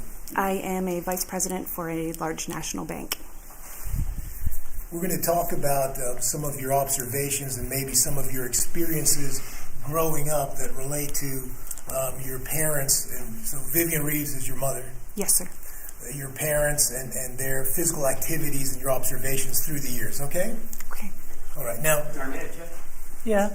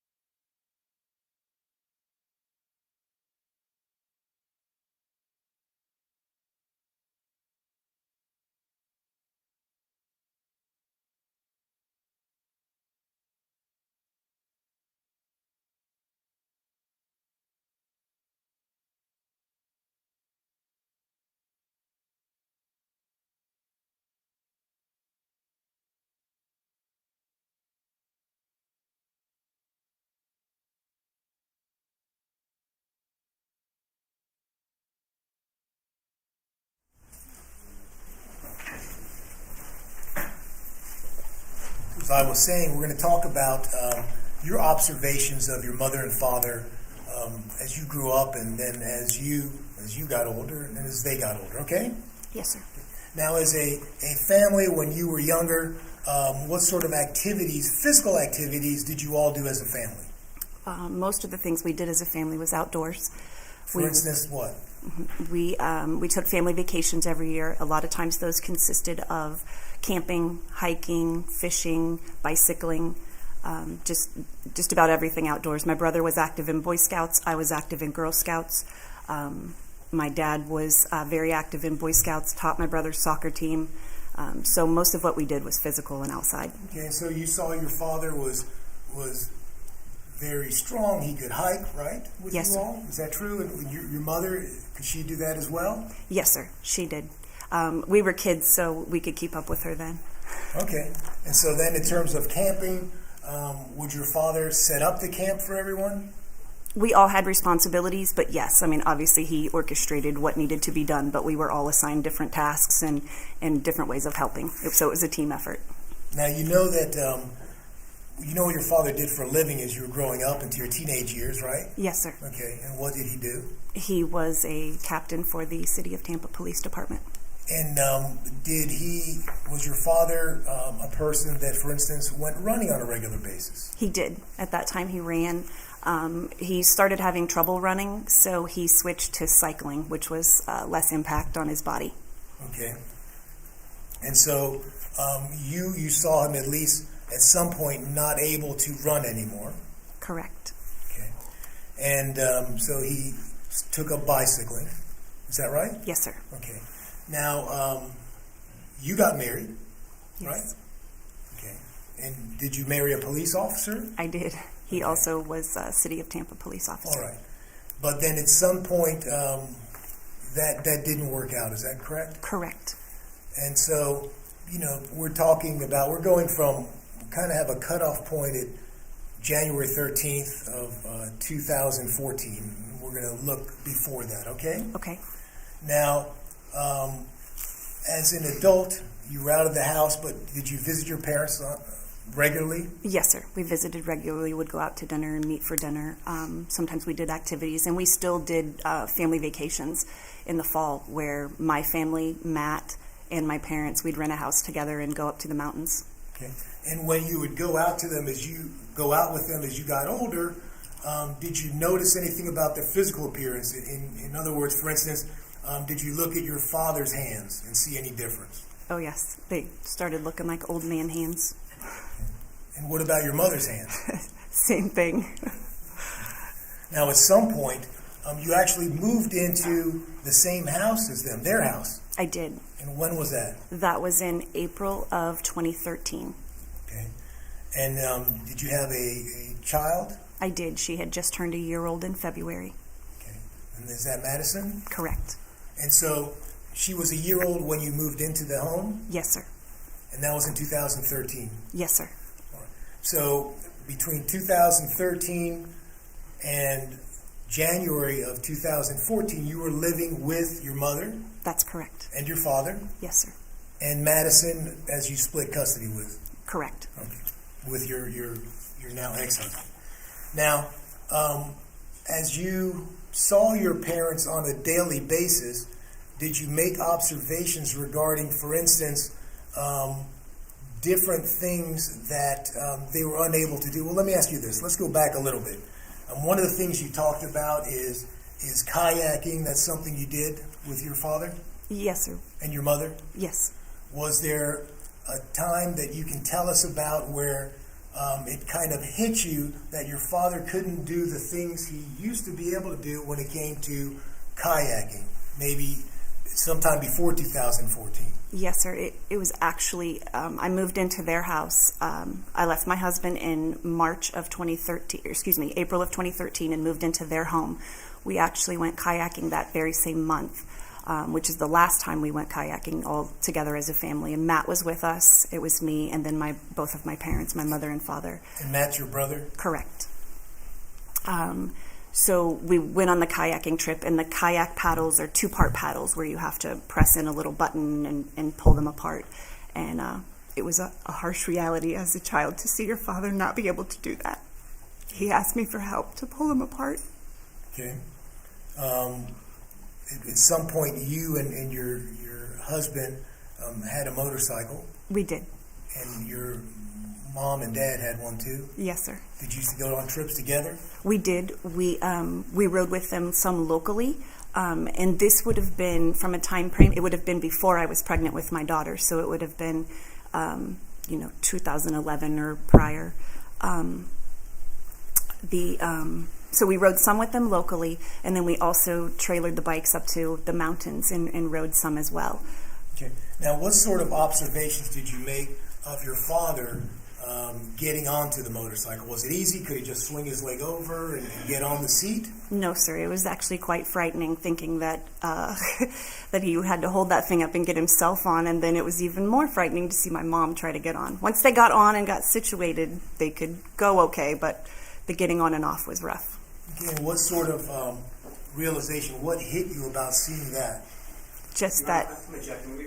Yes.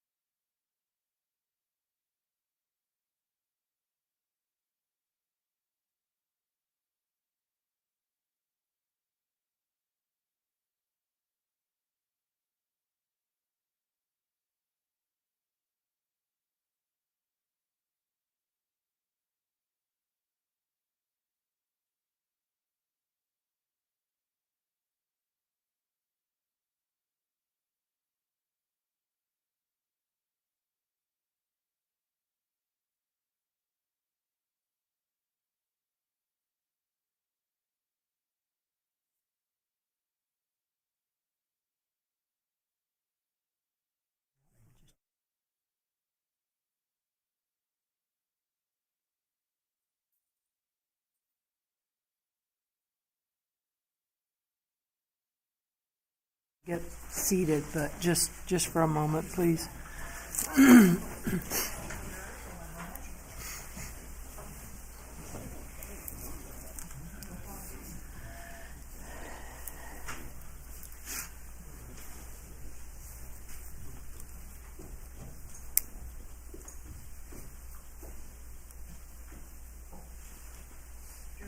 Thanks.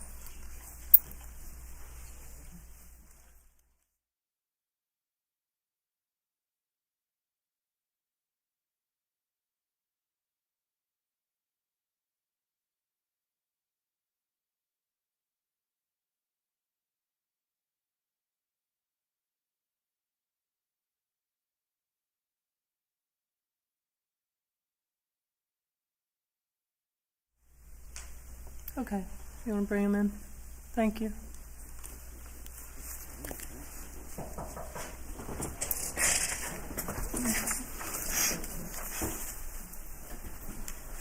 Sure, here in the courtroom, Your Honor.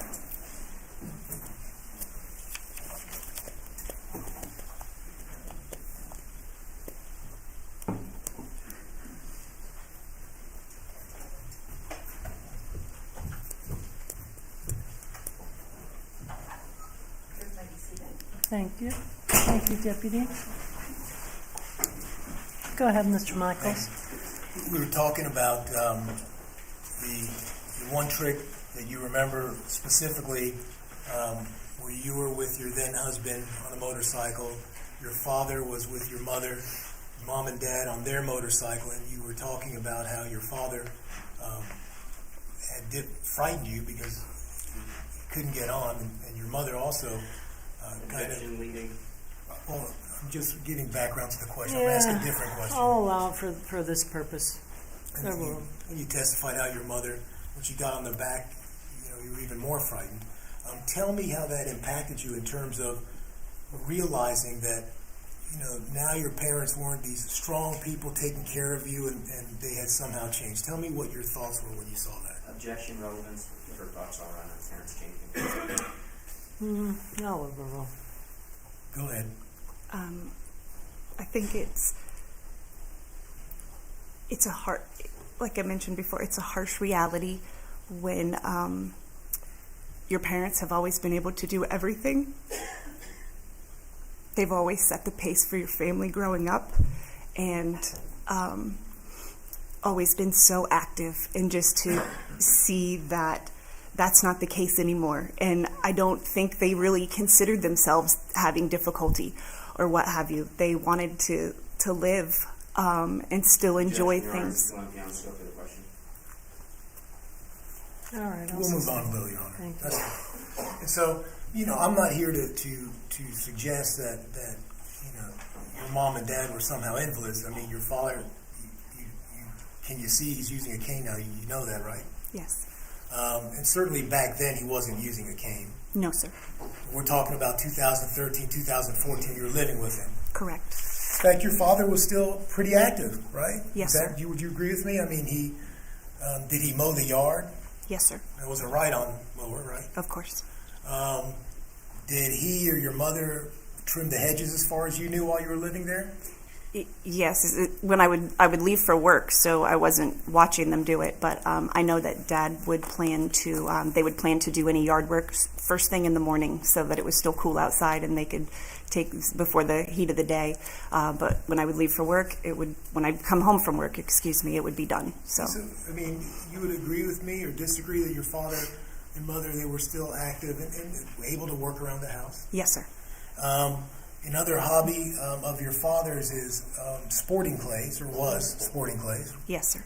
And tell us about that. What is shooting sporting clays mean? Sporting clays is where there's typically a course set up with different stations, and at each of the stations there are, at the place that we went to, there are mechanical machines that throw what's referred to as a pigeon or a clay pigeon. It's a piece of clay, a round piece of clay, and it slings it up into the air, and then you use a shotgun to shoot that clay. Okay. And did your father teach you how to do that? How to shoot sporting clays? Yes, sir. Between my father, my brother, and my ex-husband, yes. And is that something you would do together? Yes, sir, we did on occasion. Now, at some point through 2014, through January, your father was still able to do that, was he? Yes, sir. Okay. And do you have to walk that, what you call a course? You don't have to. You can rent a golf course, or you can choose a golf cart, or you can choose to walk. But we walked the course. At some point, did your father get a lighter gun to more easily that was more easy to handle? Yes, sir, he did. And to do the clay shooting or sporting clays? Yes, sir. Okay. Now, at the time when you were living with your mother and father, you said your daughter was living there, Madison? Correct. And how old was she? When we moved in, she was 13 months old. And would you take walks around the block with your father and mother with Madison in a wagon? We did. I would pull Madison in a wagon, and then I usually had my dog with me, too. Okay. And what about your father? He's pulled Madison in the wagon? Yes, sir, he did when she was little. Now, at the time you were living at the house, your father would also ride a bicycle? Correct. Right. He was able to do that? Yes, sir. So let's talk about some of the other things you noticed. Would you agree or disagree with me that when you were living with your mother and father, your mom and dad, you saw them every day, that you saw things that you didn't see in terms of their aging process when you would just see them for dinner or to get together or that sort of thing? Would you agree with me or disagree with that? Agree. Yes, sir. Let's talk about some of the things that you noticed. Did you notice, for instance, your father being very susceptible or cutting easy? In other words, did you see him brush against a tree and have his skin cut? Sure. Actually, both of them, that would be applicable to both of them. Their skin, both of them, is like tissue thin, and just bumping it on this counter would cause it to kind of wrinkle up and bruise and bleed. And Would you say that your experience living there, that you had trouble seeing, that you saw your parents, your mother and father, mom and dad, have trouble functioning on a daily basis, doing some very rudimentary things, some very routine things? Yes, sir. I think, when you hear about it, when you're not living there and prior to living there, you hear about their doctor's appointments numerous times. I was at the doctor Monday. It seemed like they were at the doctor all the time. You hear about their different ailments. But then when I moved in, I started to see all of those things. I started to see how, like I said, their skin, when they would bump up against something, it felt like every week I was coming home to somebody being injured and having a bandage on them. I saw how my dad would reach down to try to pick Madison up, and sometimes he could pick her up, but there were other times where he couldn't, and he would put her back down. Just, I don't know if it was the way he was standing or what. I saw where, and I had heard about this, but I hadn't seen it, where his fingers would lock up and he wouldn't be able to. Sustained. Okay. Did you see his fingers lock up? I did. Okay. And tell us about that. Tell us about that observation. It's just, and his hands weren't like that all the time. It would just be on occasion. His fingers would lock up, and sometimes it was just one, and sometimes it was multiple. And it's definitely different. I don't know what causes that, but yes, I've seen it. Did you see him have trouble eating his cereal because of his fingers locking up? Yes, sir. What about playing with your daughter? Did you see him ever get on the floor with her? Yes, sir. He did. It was very rare that he got on the floor with her. At that point in time, she wasn't walking yet, so he would get down there on occasion, and it was very difficult for him to get back up. Did you ever see when he needed help getting up? He would usually pull over a chair or the stool or something to try to help him get back up. And in terms of a chair, were you able to observe him getting in and out of chairs, like in the living room, for instance? Yes, sir. Not every single time he stood up from a chair, but if he had been sitting for a little while, when he got up, it was a little slower get up, and it required him to steady himself for a second before he walked. Okay. Did he have to use his hands to get out of a chair? As far as on the arms of the chair, I believe so.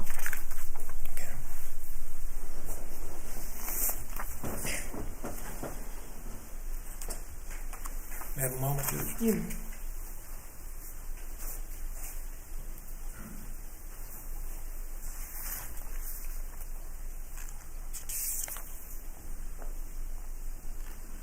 Now, your baby daughter, Curtis Reeves' granddaughter, did she mimic her grandfather's fingers at all? She mimicked several ailments. She would say, "Look, Grandpa." Well, don't say what she said, but show me what she did. Yeah, she would say, "Look, Grandpa." I don't see the relevance of this. My Sustained.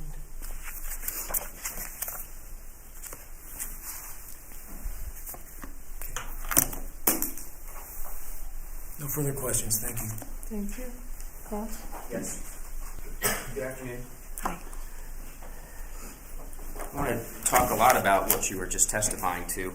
It seemed like you were pretty upset by it. You were crying about the deteriorating condition that you saw of the defendant, right? It's sad to think about. It is sad to think about. We're going to talk about that. So, you got very upset, sad to think about, but then very soon after that, you were talking about how they led a fairly active lifestyle in 2013, right? They did. Okay. So on one hand, he's deteriorating so much that you're so upset you're crying, but then at the other hand, you're indicating that in 2013 they led a fairly active lifestyle, right? They did. Correct. And you indicated that he's slower moving now, right? Are we talking now? You said now, or at that point in time? Let's say 2013 and 2014. He was slower moving then? Correct. Okay. And as people get older, they move slower, right? Correct. I mean, not any different than anyone else that gets older, correct? Correct. All right. And did you ever see the video of the shooting? Did you see how fast he was moving when he fired that shot? He like Dino mentioned, he wasn't an invalid, and his I'm fingers not asking were. you that, ma'am. What I'm asking you is this: did you see the video of the shooting?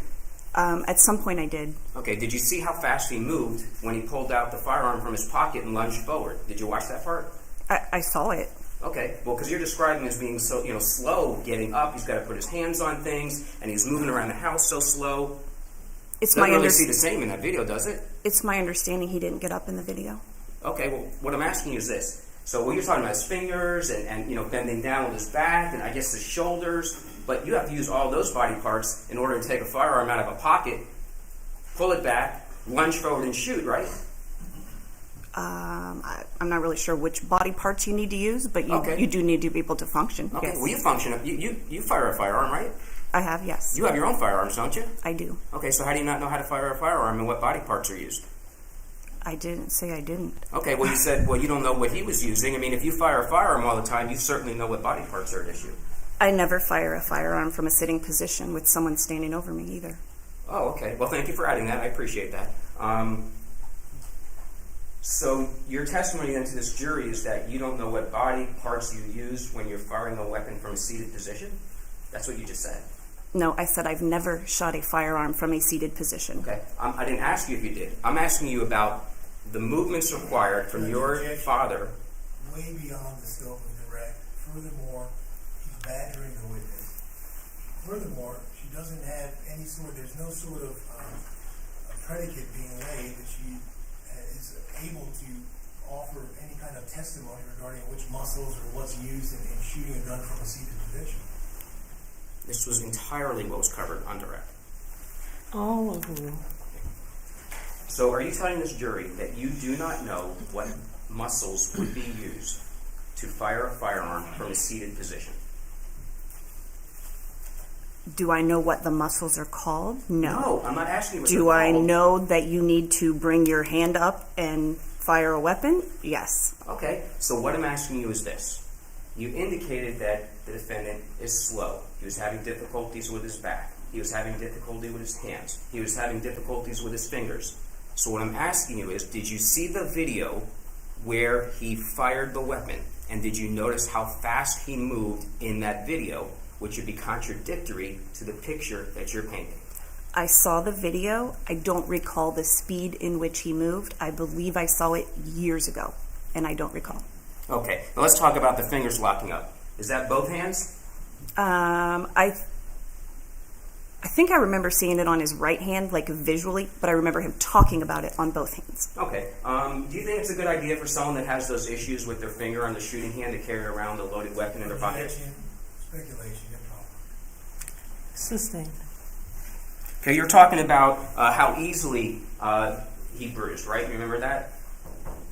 You have to answer out loud for the court reporter. Yes. All right. And what did you say? It was like paper. Like if you just brushed something, it bruised real easily. On his arms, yes. Okay. What about any other part of his body, or just his arms? Most of the time when they would have banged up and bruises, it would be on their arms and their legs sometimes. Okay. And that's because he was getting older and the skin's more fragile, right? Correct. All right. And would you agree with me that the face is a pretty fragile area? Objection. Basis. There's no predicate like. Overruled. Would you agree with me that the face is a fairly fragile area? I think the skin on different parts of your body are different. Okay. Well, I'm asking you about the face. It's different than what's on your arms, yes. Okay. Probably even a little more thinner, you think? I don't know. I never really saw them bang up their faces. Okay. Well, here's what I'm asking you. You said that he bruises so easily. Let's say that, something was thrown at him really hard. Like a really hard, dense object. And it hit him right in the face. Since he bruises so easily, you'd think Objection calls for speculation. Goes directly to what was on direct. We did not talk about his ability to withstand a punch. All right. No, I'll overrule. Just we approach. Sure.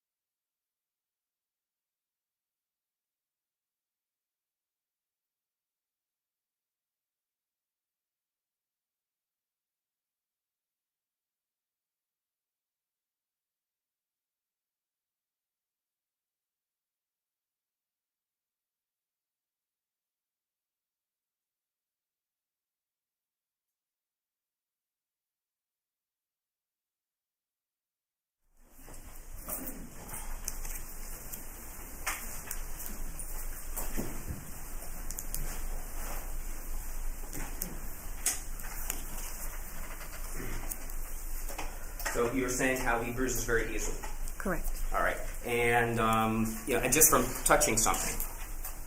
Not touching something, but if you bang your arm on something or hit it on something or were to scrape it on this counter or something like that, yes. Okay. And I would assume then if he got hit with an object in the head, based on what you're saying about how easily he bruises, we'd see a fairly significant bruise then on his face, right?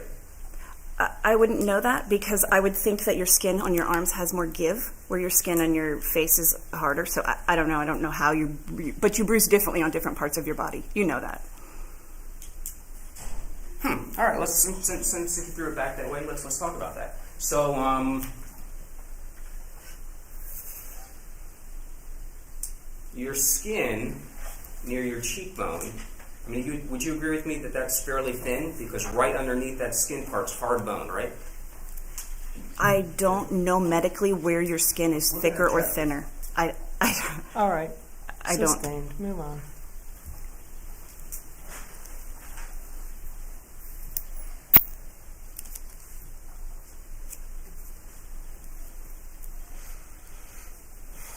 If the defendant was punched in the face, then based on what you're saying about how easily he would bruise, would you expect to have seen a bruise if he was punched in the face? Again, she's not a medical expert. She's not an EMT. There is absolutely no basis for these questions.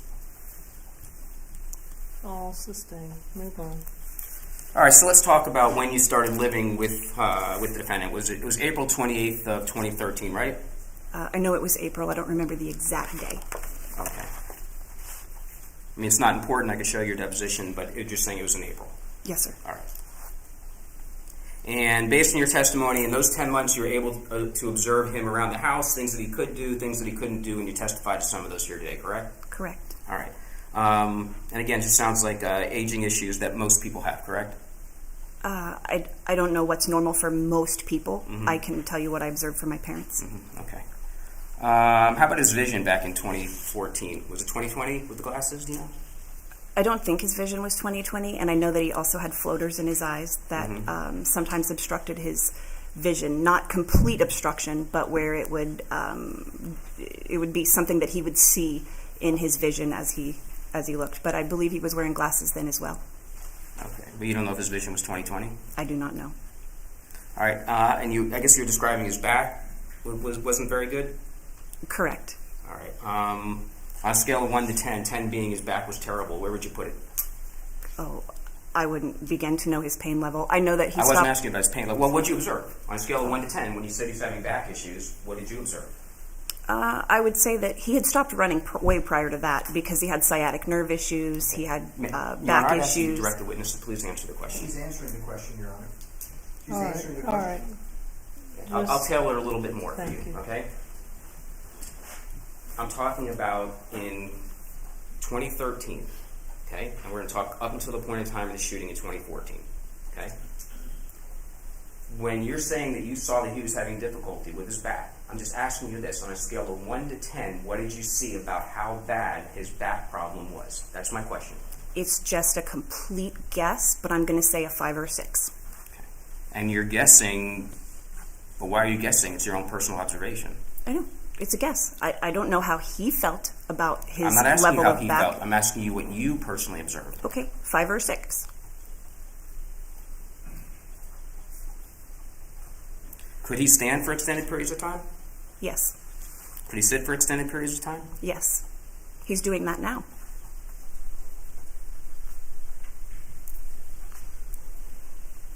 He have arthritis? I'm sorry? Did he have arthritis in 2013?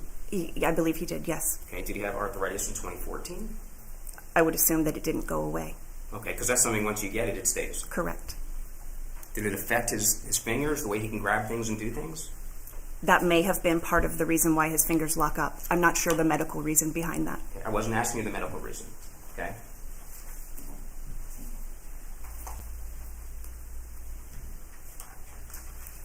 Did he have difficulties doing things because of the arthritis? He had difficulty doing things with his hands, yes. I don't know if it was due to the arthritis or due to another issue.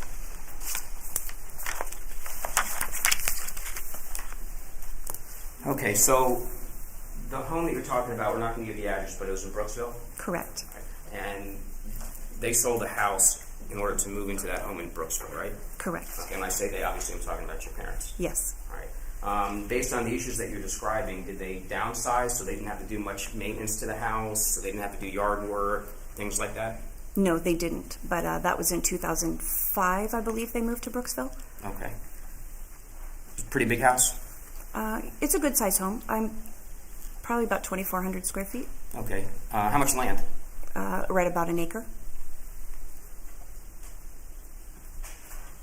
And I think you indicated on direct examination something about mowing. So and you were there since 2013, so we're just talking about 2013 up until the time of the shooting, okay? Mm-hmm. Did he have a lawn maintenance company? No, he did not. He mowed the lawn himself? My mother would do it on occasion as well. Okay. Well, you testified during direct that your father would do the mowing. The majority of the time, but I've seen my mother mow as well. Okay. Your mother, that was deteriorating as well? Correct. All right. And when we say mowing, we're talking about an electric riding mower? Correct. All right, for that whole acre of land, obviously. Correct. All right. And that probably wouldn't take 5 minutes, would it? To mow an acre? To mow, sitting on a mower, an entire acre of land, that would take some time, wouldn't it? Correct. All right, there's a lot of balancing, a lot of sitting. Yes. A lot of movement with the hands, gripping on things, steering, things like that? It's not a lot of movement. It's a zero turn. No? Okay. I mean, well, then you have to go up and back, and, once you go all the way forward, I know this is a silly question, then you got to turn around, come all the way back, and you got to turn around, go all the way back? Correct. Okay. I mean, it'd be a lot of turns, right? Sure.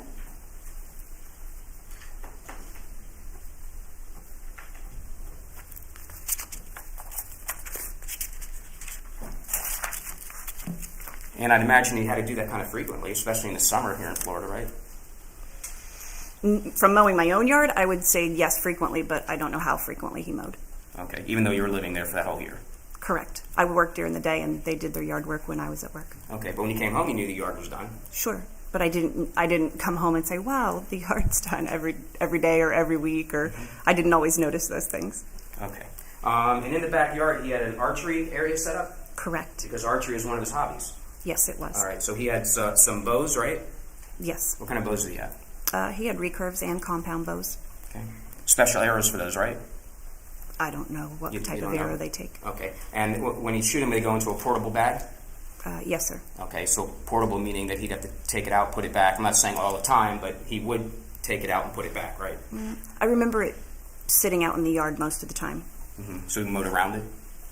It was in an area where there was no grass under trees. Mm-hmm. That was one of his favorite hobbies, right? At one point in his life, yes. Well, he was doing it around this period of time too, right? Way less frequently than he had ever done it before. But yes, Right. he was still doing it. He was still doing the archery. Correct.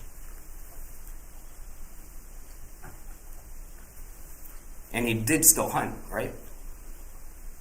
I In believe 2013? I believe he did. Yeah, I believe him and my brother had planned a hunting trip. Okay. And I then believe when they that would go also- hunting, he would practice a little bit more with the bow and arrow in the backyard, right? It's my understanding that he practiced. He'd go out and shoot a couple arrows, and then come in, go out and shoot a couple more, come in, and did it throughout the day because he didn't have the stamina to just be out there and practice like he normally would. Okay. We'll talk about the stamina in the next section. When he was doing yard work, would he do electric clippers, manual clippers?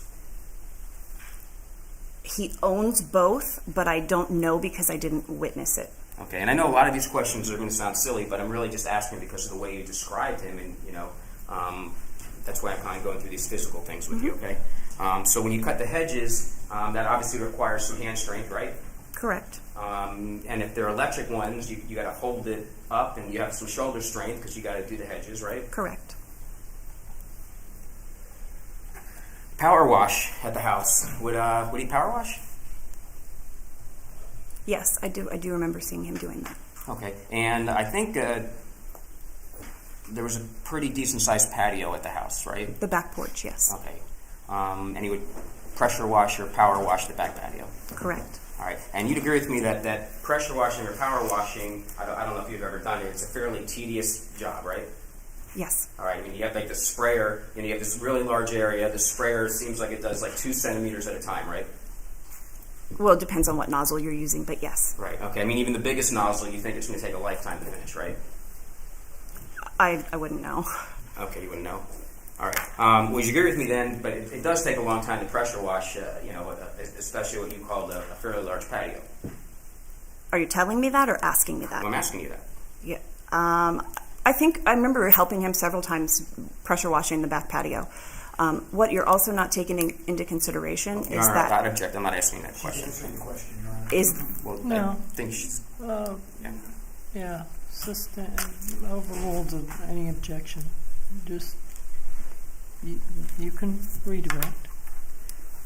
A pressure wash, you have to hold, you hold like a nozzle, right? And you're going back and forth, you're using your shoulders, you're using your hands a lot, right? I think you can lock the nozzle down. I don't think you have to hold it down the whole time. Okay. But what about the stick itself? Don't you have to hold that and move it up and down, back and forth? Yes, you would.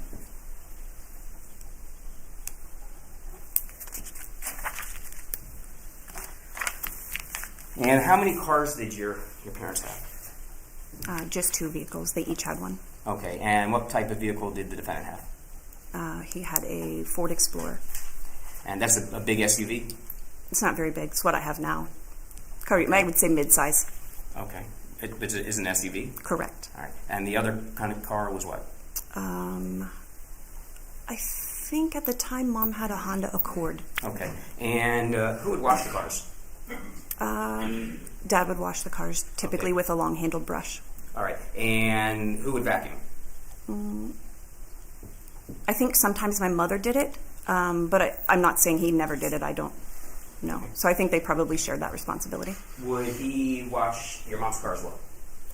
Yes, he would wash both cars. Okay. And then for convenience purposes, would he do them at the same time? I don't know that. Okay. Would he wash your car? No. All right, so you say he used a long handle brush? Correct. All right. And again, I know these sound like silly questions, but since we're talking about his physical ability, that's why I'm asking him. So when he would wash the car, then he would have to take this long handled brush, right? Mm-hmm. Okay, and then put soap on it. And well, I guess first what do? You have to use the hose to water the car, right? Okay. Well, I'm asking you. Sure. Okay, and then he'd use a long handled brush to do the entire car, right? Yes. All right, and that would take some shoulder movement. Correct. All right, standing for a while to wash the car. Yes. Would have to use his back, obviously, to wash the car, right? Sure. All right, use his fingers to grip everything, correct? Yes. Bending down to do the tires, going up above the SUV, all of that bending, back, shoulder, correct? Okay. Yes. All right. And then you have to do the same thing again with your mom's car. If he did her car in the same day. Okay. And again, I know it sounds silly, but then you'd have to dry both cars. I dry my car by driving around the block. I don't know how he drives his car. Okay.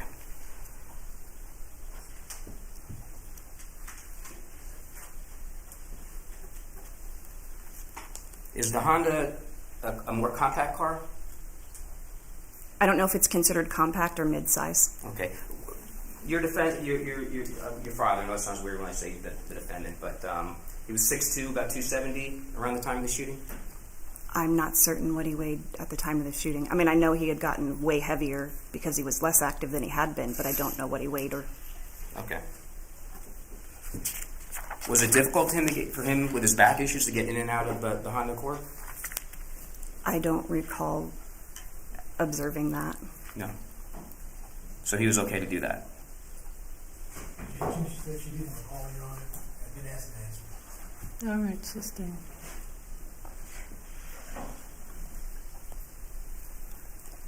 You said they were fairly active, so did they go out and do things? They were active. They did go out and do things. I'm not sure what kind of things. I mean, they went to the movies, they went out to dinner, they went to church on a regular basis. They were heavily involved with their Sunday school class. Okay. So what I'm getting at is the amount of driving that they were doing. Getting into the SUV, getting out of the SUV, getting in the Accord, getting out of the Accord, driving around for long periods of time. If they were active, that was something that the defendant was able to do fairly regularly then, correct? Yes, he was able to do that. And would your father drive mostly? Yes.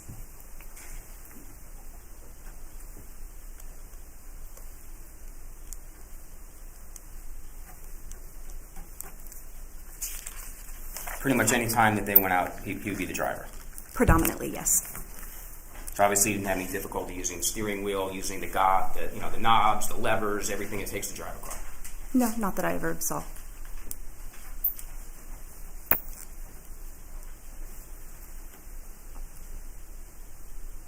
All right, now I know you weren't painting this picture, but again, you know the reason why I'm asking you these questions. He didn't have any difficulty dressing himself, right? Not that I'm aware of. Okay, well, you I were think living he there. did, but I certainly didn't know how he dressed himself. I do remember them talking about him having trouble buttoning his buttons on his shirts. Mm-hmm. Okay, so you're saying that he wasn't self-sufficient? I didn't say he didn't get it done, but if he had difficulty doing it, just about everything he's done, he's accomplished. He just may have had difficulty doing it, or may have spaced it out, or done it for shorter periods of time.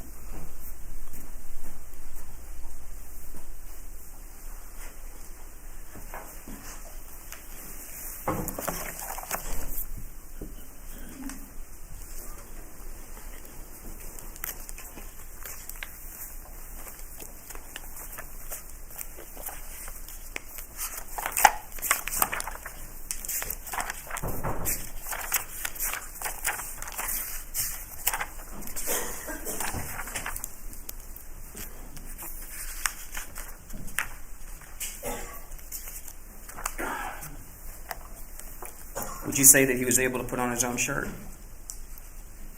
I never heard my mother say she had to dress him. I'm just asking you personally. If he could put on his own shirt. To my knowledge, yes. Could he put on his own pants? To my knowledge, yes. His own shoes? To my knowledge, yes. Tie his own shoes? There were occasions where his hands would lock up or he would have trouble bending down.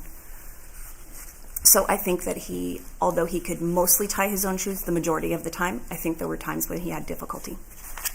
Okay. Do you remember being asked that question at another hearing or deposition on October 15th of 2015, whether or not he could tie his own shoes?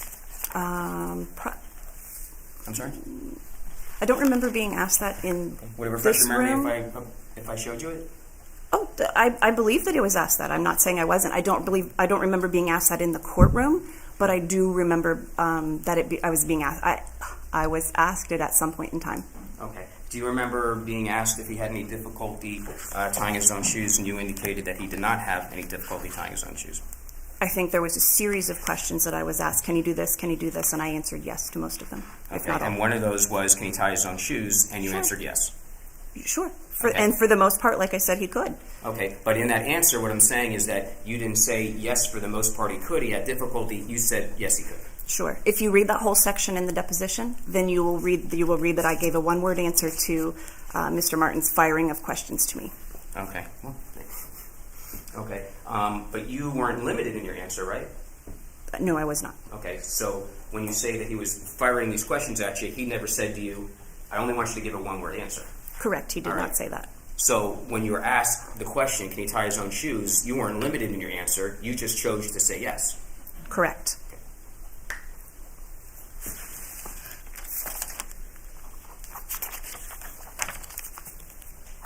He could put on a belt As far as I know, yes. and comb his hair. As far as I know. Those are not things I have observed him doing. Would he help bring in the groceries? I believe he will, yes. Go up to the car, bend down, grab the groceries, come back in, put them down. They haven't... Tell me to slow down. I'm trying to slow I down. know, she told me the same thing earlier. Yes, they have an SUV now, and yes, they both carry in groceries, to my knowledge. Okay. And I think you already indicated this. He didn't have any difficulty sitting in the car for a long period of time.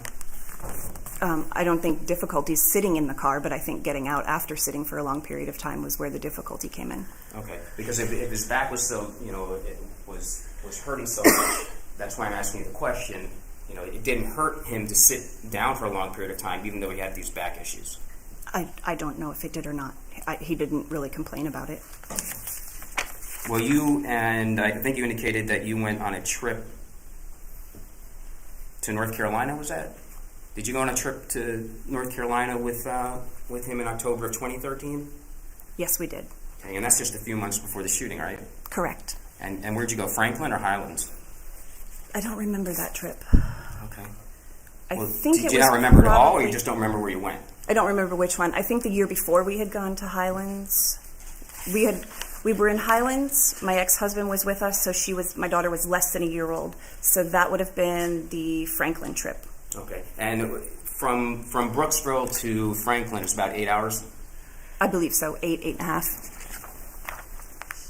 And the defendant drove those 8 hours, right? To my knowledge, I wasn't with him, but yes, that's Right, what I believe. But he and your mom went together, right? Correct. All right. And you learned then that he had driven the entire way. I don't recall if he drove the entire way or if she did. It was likely, based on past history, that he drove the entire way. But for that particular trip, I don't remember if she drove at all or not. Okay. What about when you were all together in Franklin? Who did the driving? I think my dad or my brother was with us too. I don't know if he drove at all. When you say he drove it all, who's he? He your brother or he? I don't know if Matt drove it all because he was with us. If he's with us, sometimes he will drive as well. I don't recall on that particular trip if he did, so I would say probably predominantly my father. And you rented a house, right? Correct. All right. And Matt and the defendant did a lot of fishing that trip. I think I remember them bringing their fishing poles, and the house was on a river. I don't recall how much fishing they did. Okay. Would it refresh your memory if I showed you your deposition? Sure, or you can read it.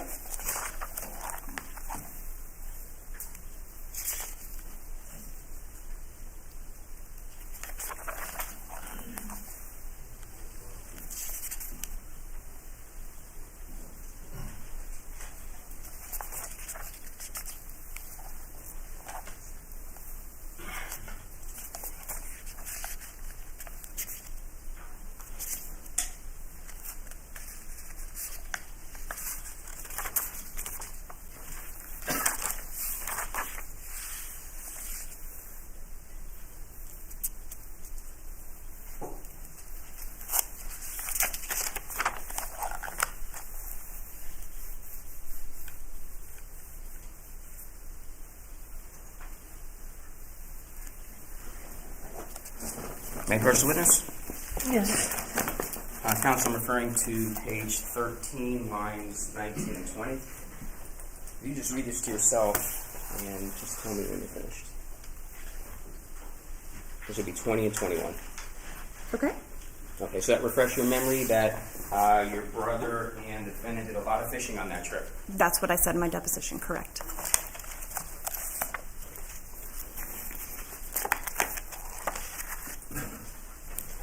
And also when you were out there, you went for half-day walks, shopping, hiking, things like that. I don't remember doing any hiking that trip, and I had friends in the area, so I wasn't with them the whole time because I have friends that live up there, so my daughter and I visited them as well. I would say that we did, yes, I remembered going shopping. We usually did that on vacations, but I don't know that we did much hiking that trip. Okay, and when you went shopping, it was just 5-6 hours you walk around the town? Not so much. Not so no. much what? We're not 5 or 6 hour shoppers. We would go to town, go maybe 1 or 2 shops, and then we're done. Okay. Would it be about half a day, or not even as much as a half a day then? It would depend on if we went in the area or we were doing something in the area or we traveled. If we traveled to another area where there was a 30, 45-minute drive, then it might take a half a day that we were gone. But we're not the people that just go and shop all day when you're on vacation. We just enjoyed being outside. So would you say that if you went shopping, it would be a half a day or not a half a day? It could or could not be. I don't recall the exact time we were shopping on that trip. But Okay. did we go in some of the junk shops or visit some of the Refresh stores your in memory the if I showed area? you your deposition. Okay. Okay, this is page 15, line 6.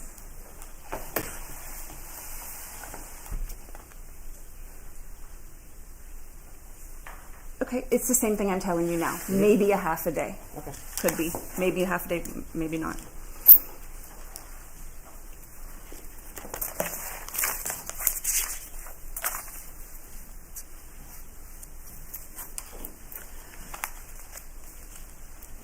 A moment, Your Honor. You may.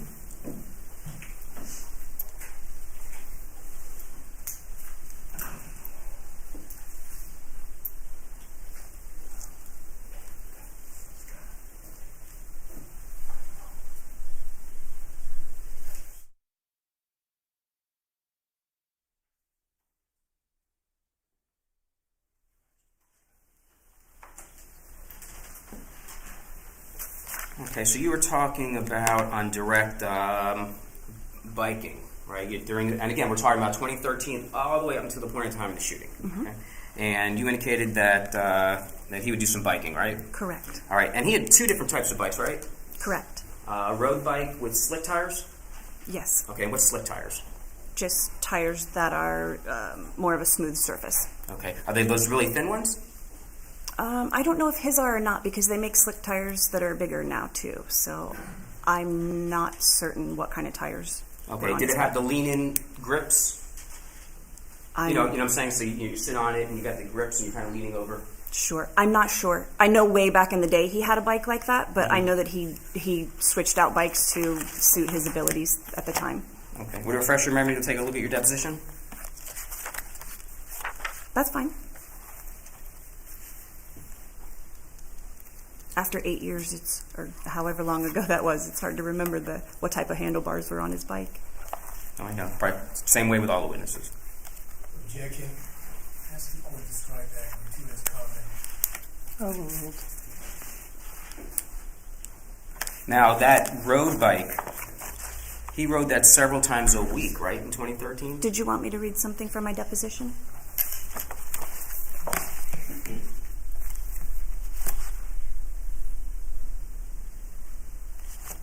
It was about the lean-in handle grips. I mean, do you want to look at it? If you'd like for me to. I don't think it matters. Okay. Did he ride that bike several times a week? To my knowledge, yes. And he would ride on trails? No, he rode on pavement. Okay. Was the name of the trail, and I'm terrible towards pronouncing this name, so it's going to be awful, but the Withlacoochee? Withlacoochee Trail. Yeah, I can never say it right. But We've he went got- riding on that one? I believe so. There's several in Hernando County, but I think that's the one closest to their house, so I believe that's where he rode from most of the time. Okay. Now, if he did that, he'd have to take the bike from the house, right? Correct. And then where would he put it? In the back of the SUV or on top? No, not on top. He had a rack that went on the back, and he just stuck it on the rack. Okay, so you have to pick the bike up, put it on the rack. Correct. Obviously drive out to the trail, take it off. Correct. All right. And then just go on whatever bike ride he went, and then do the same thing to go back home. Correct. All right. I mean, I know it sounds like common sense, but again, we're just talking about his physical abilities in 2013 up to the point of the shooting. And he also would ride a mountain bike, right? I believe he had one, yes. Okay, but he would ride it. I don't know which bikes he chose to ride at which times. I think that when he rode with my mother, he mostly rode the mountain bike. And when he rode with several of his friends, I think he mostly rode the road bike. All right. Now, in April 2013, when you moved in, you talked about kayaking, right? Correct. All right. And he actually owned 2 different kayaks, right? He owned 2, and my brother owned 2, correct. Okay. And the reason I'd imagine, and correct me if I'm wrong, that he owned the kayaks was because they did enough kayaking where it wouldn't be worth renting the kayak, right? I don't know why he chose to buy them instead of rent. Okay. Well, I mean, it would make sense, right? I mean, instead of spending $45 to rent a kayak. I'm going to object. What's the relevancy of it makes sense? Okay, I'll move on. He owned 2 kayaks, right? Correct. And they were single kayaks? Correct. And you went with them in April 2013? Yes, I did. And in 2013, when you went kayaking, you went on the Weeki Wachee? Correct. All right. You would drive to where? Where would you load the kayaks up? Where the mermaid place was? I think so. I think that's where it is. It's right next to it, not like in the park in Right. Weeki Wachee Springs, but right next to it. Yes. Right. And then would you go down and then? I don't know, can you paddle back up and get out in the same spot where you went? No, they have a shuttle. They offer a shuttle service where when you get to your destination, they'll load your kayaks for you and drive them back. On that particular occasion, I don't recall if we used the shuttle service or if Matt brought his truck down there. Okay, and down there is that park that's all the way at the end? Is it Rogers? I can't remember the name. I John think it's Rogers Park? Okay. Now for kayaking, you have to paddle, obviously, right? Correct. Use your shoulders, your back. Sure. And it takes several hours, doesn't it, to go from the launch site all the way down to Rogers Park? I think it probably does. I know that Dad always planned the kayaking trips that they did, so he always planned according to the current. So we didn't have to paddle upstream per se. So depending on where the current was, it would depend on how much time that it took.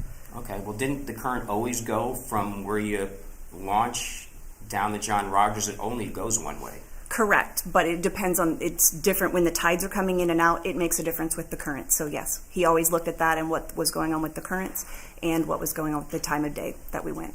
That made a difference. Okay. Well, the current was never really, really swift, or it only take an hour, right? I don't recall how much time it took us. Okay. That's the only time I've made that trip. Okay, and you don't remember how long it took you? I don't. It wasn't like whitewater rafting, though, right? No, not at all. Okay. I mean, that's just not how Weeki Wachee is. No. All right, and these 2 kayaks that he owned, he put them on a trailer, right? Yes. All right, and then the trailer was kept in the backyard on his property, right? Correct. And I guess based on what you're describing, did someone help him put that hitch onto the SUV, or did he do that himself? I don't recall if Matt helped him do it that day or not. Could he do it himself? Yes. It was a little aluminum trailer. But that particular day, I don't know if Matt helped him load him to do all that or not. I thought Matt met y'all there. I don't know if he came by the house or he met us there. I don't remember that particular day. All right, so you were talking about the paddles. You said they're 2-piece paddles? Correct. So you, obviously, this is going to be kind of silly, but you have the 2 paddles and you just lock them together, right? And there's little pins and they snap and it's put together. I think it's like a little spring lock. Okay. And I remember when you started your testimony, you got really emotional because that's when you realized that, your dad was in this really deteriorating condition, right? You remember that? Correct. Because these paddles, he couldn't take these paddles apart, and he really needed your help, and that was a big moment for you, right? When your father that's been able to do everything his entire life can't get two simple pieces of, I don't know if it's metal or what it was made out of, but when he can't get those apart, it's certainly eye-opening. Wasn't it just stuck? I don't think so. They went apart. He stored them apart all the time, so I don't know that it was just stuck. Okay, well, I'm talking about this very particular point in time, right, when you got emotional on the stand. Wasn't the reason that the paddles couldn't come apart simply because they were stuck? I don't think they were stuck. If they were stuck, we would not have been able to get them apart.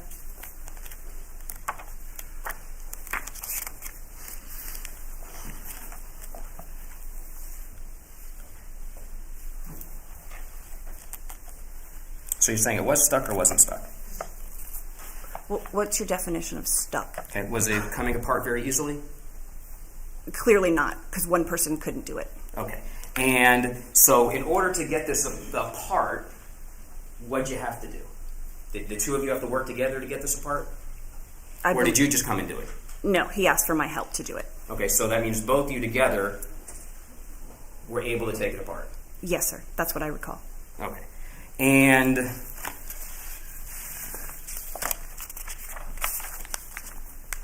it was stuck pretty good, wasn't it? I don't remember. I remember him asking me, and I remember us both doing it together, but I don't recall. Okay, so let's talk about how it came that you were able to take it apart with him. Did both of you have to tug on it? I believe so. I mean, we obviously had to push the little button down and pull it apart. Okay, so were both of you tugging and pulling and twisting to get this thing apart? Possibly. Okay, would it refresh your memory to take a look at your deposition? Sure. May I approach the witness? You may.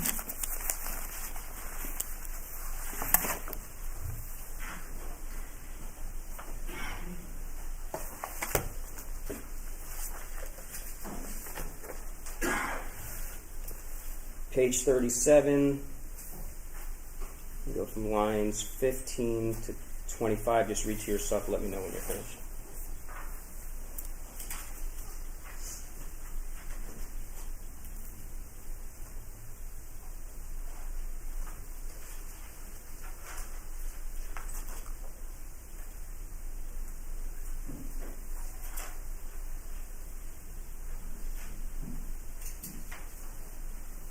Okay. I was going to have you read the second page, so you already finished reading it? Just to like there. Okay. Let me see if I need to look at anything else. Okay, did you stop at line 7? That's what I thought. Okay. So, talking about that incident, the way that you and the defendant were able to get that stuck paddle apart was that for 10 full minutes, the two of you are twisting, tugging, and pulling that thing. I said about 10 minutes. I don't remember exactly how long it took us to get it apart, and I said yes, and there was probably more twisting involved than pulling, but both. Okay, so my question to you is, I mean, you're the one that answered 10 minutes, right? You saw that? About 10 minutes. Okay. And I'm not holding you to 10 minutes. Could be 9, could be 8. But basically, you know, the picture I thought you were painting was that he couldn't just undo it. But in reality, what it was is the paddles were stuck. So he asked your help, and then for 8, 9, or 10 minutes, the two of you are twisting this paddle to pull it apart, and finally together, because it was stuck, you were able to do it. Right? That's really the picture of what happened. Those same paddles he used every time he went kayaking, and that's the only time he couldn't get them apart himself, to my knowledge. Okay, but the only reason I brought it up was you were so emotional over the fact you were realizing for the first time how your dad was deteriorating. Yeah, because he asked his daughter for help. Okay, to undo stuck paddles that he then could twist for 10 minutes. I don't know what you're getting at. I'll move on.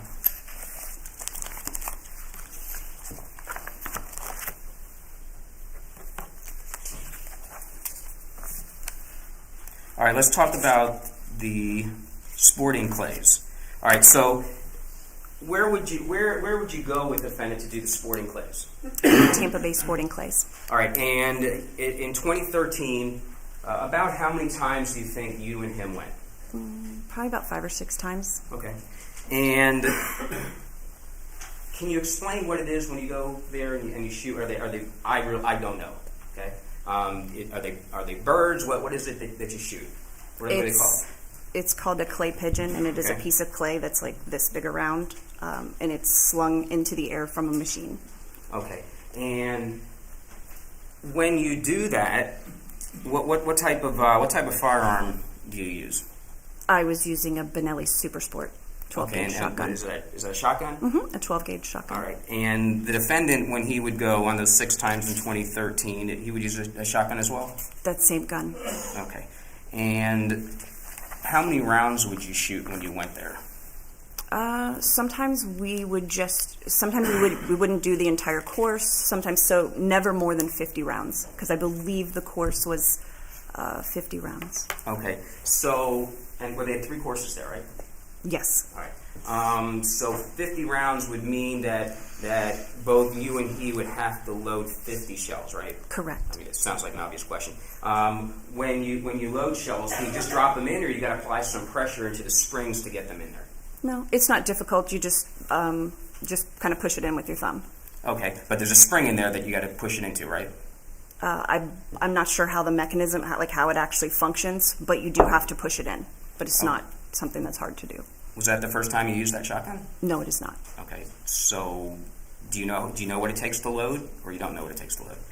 Sure. I don't know the internal workings of the weapon, no, but I know how to load it. Yes. Okay. Well, I'm not asking you. So, no time. I don't want you to think that I'm asking you the internal workings of the firearm. I'm not asking. You were asking me about the spring, and you don't visibly see a spring, so. Okay. Well, when you load it, don't you feel some pressure?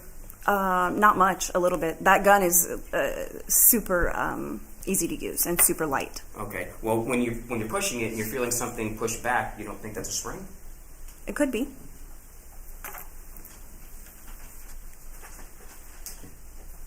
How long does it take to do the course? It depends on how many people you're shooting with. It depends on if people in front of you are taking a long time and you have to wait on them. So it all depends. Okay, let's say it's the best case scenario. About an hour? I haven't shot since that time period, so sure, we'll say an hour. Okay. Well, I don't want to put any words in your mouth. Do you want to take a look at your deposition? Did I say about an hour? You did. Okay. All right. Now the course, it's kind of, and we're talking about back to 2013, 2014. It wasn't pavement, right? Where you walk around. No, it's not. All right. Was it kind of just like a dirt trail, I guess? Mostly dirt, just hard packed dirt because it was driven on as well. Okay. And were there a lot of trees around? Yes, you're walking in the woods. Okay, so there's roots and things like that. You got to walk over, step over, things like that. Not so much on the trail because, like I said, they drive on it as well. So the trails were pretty much just hard packed dirt. Okay, and although you could drive on it, the times you went, the two of you decided you just wanted to walk it. Correct. As opposed to taking the easy way, especially if you have some difficulties, some physical disabilities, just sitting in a cart and driving around. You just walked it instead. We walked it. All right. And there's some stations there where it requires stairs, right? Correct. All right. So you walk up and down the stairs, right? Yes.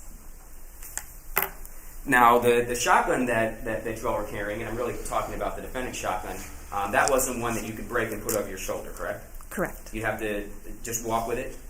Yes. All right. So, and again, I know it sounds like a silly question, but he's got to grip it with his hands. Sure. And when you're carrying something, obviously, there's going to be some strain on your shoulders. Okay. Well, yes or no? The gun's so light. I mean, I can shoot 50 rounds and not feel it at all. Mm-hmm. So there are shotguns that are way heavier than that. That yes, I would say take more effort to carry them around. Okay. And then for the ammunition, where was that held? Where did he hold the ammunition? In a pouch or in a vest? I remember him wearing a vest. I always wore a pouch. I can't say that he didn't use both. I do remember him wearing a vest on occasion, but I don't remember if he was getting the ammo out of his vest or out of a pouch. And when I say pouch, I mean a pouch that snaps around your hips. Right, around your belt? Yes. Okay.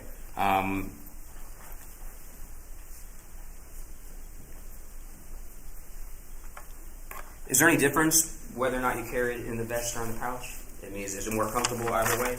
I've never carried it in a vest. I don't know. I've always used a pouch.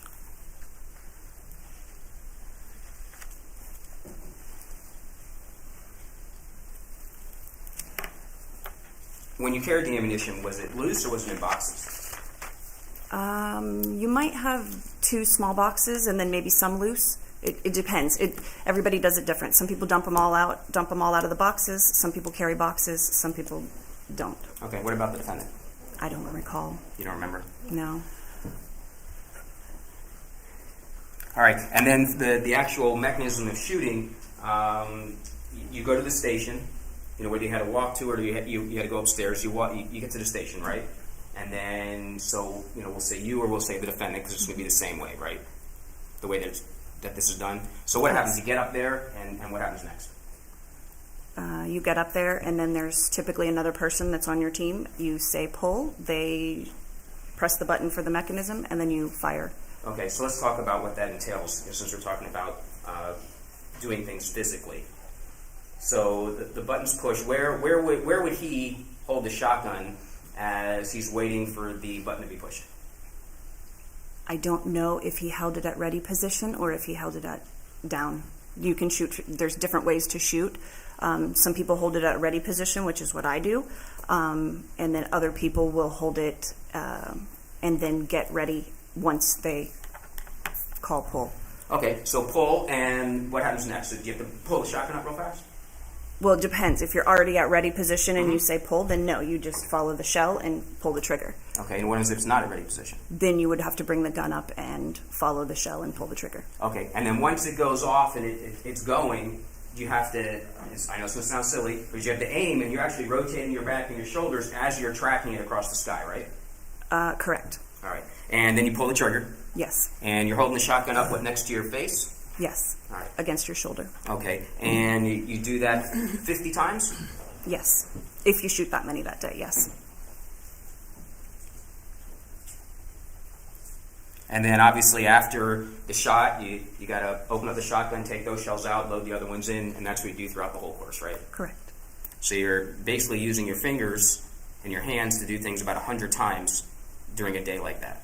I don't remember if those shells auto-ejected or not.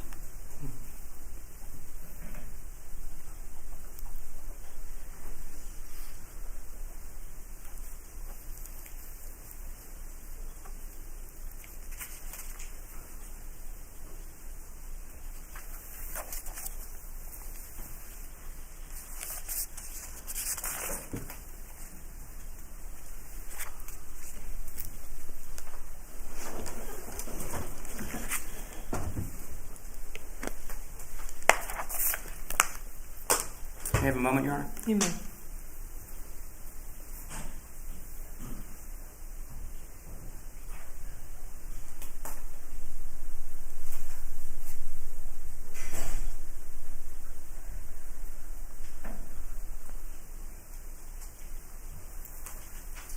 The week before the shooting in the theater, the defendant and your brother went on a week-long hunting trip? I believe that was their trip to Ohio, yes. Ohio? I think so. Okay, but it was a week-long hunting trip. I don't remember the duration of the trip.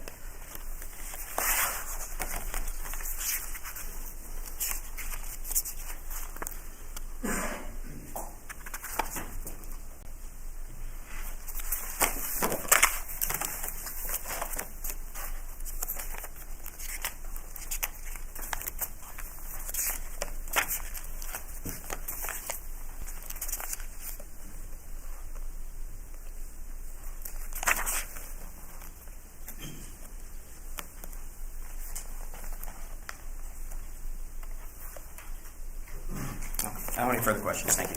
Thank you. Redirect.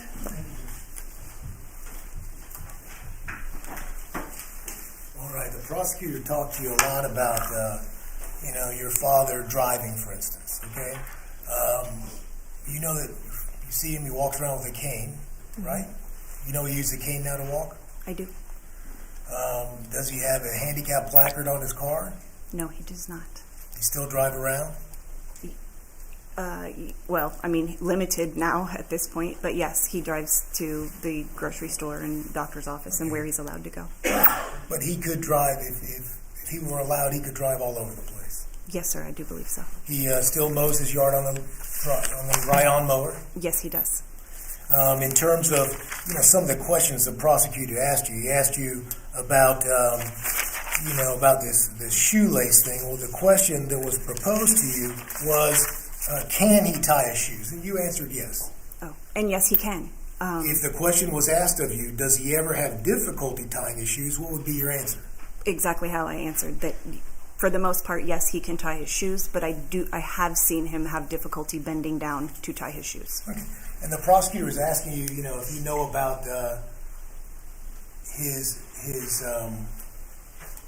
his head and all of that. I mean, would you agree or disagree with me that the last thing you would want to see your father in 2014 as a 71-year-old, last thing you would want to see is him get hit with anything, right? Correct. You know that if he got hit with a fist, it might kill somebody at his age, right? Your Honor. Yes, sir. The door was open, Your Honor. Oh, well. And so you know that although he may have been able to walk around in the Carolinas, you know that whether or not he could go fishing or shoot clays, that as he sat in that movie theater as a 71-year-old, if he got hit, he could be seriously injured or killed, right? Yes, sir. May this witness be released? We have her under subpoena. We'd ask that she be on standby. All right. You're free to go, Ms. Shaw, but if you get called back, you have to come back. Okay. Thanks.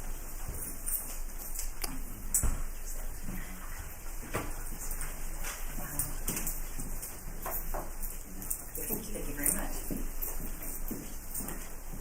All right, let's take a 10-minute recess, and remember my instructions during the break, please. All right.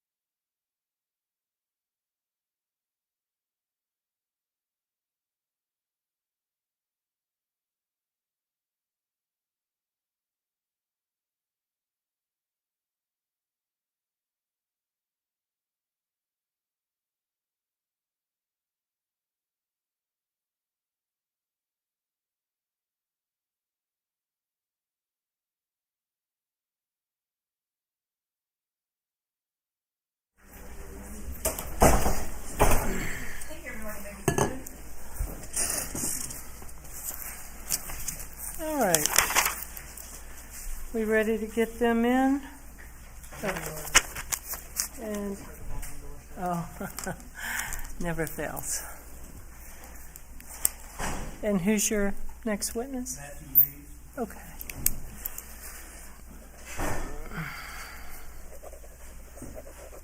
Do you have any others past him for today? No? Okay, that's what I thought. All right. How are we looking for time for next week? We're looking all right? I mean, we're going to make it by the end of the week? I think so. I can give you a very good idea by Monday, I think. Okay. Because I've spoken to all of our experts, all of our questions. Did you just tell me about Dr. Foley today? Yeah. We just, Yeah.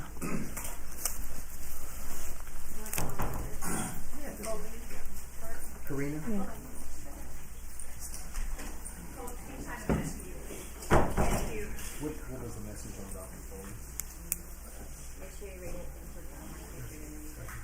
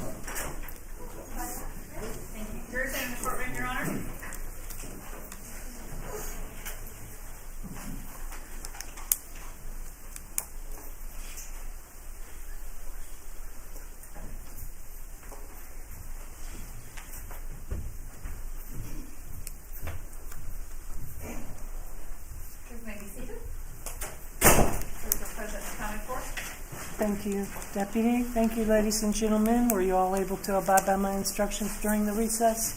Yes. All right, then we will get started again. Mr. Michaels?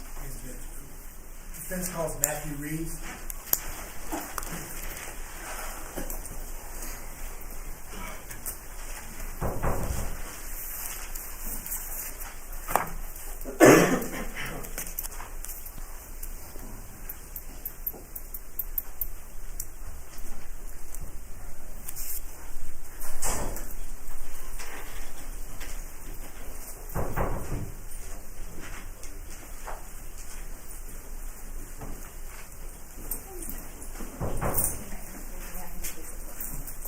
Do you solemnly swear or affirm that the testimony you shall give in this call shall be the truth, the whole truth, and nothing but the truth, so help you God?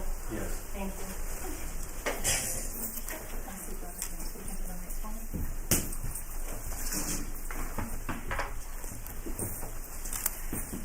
Go ahead, Mr. Michaels. Please state your name. Matthew J. Reeves. And how are you related to Curtis Reeves He's my father. and Vivian Reeves? Yes, mother.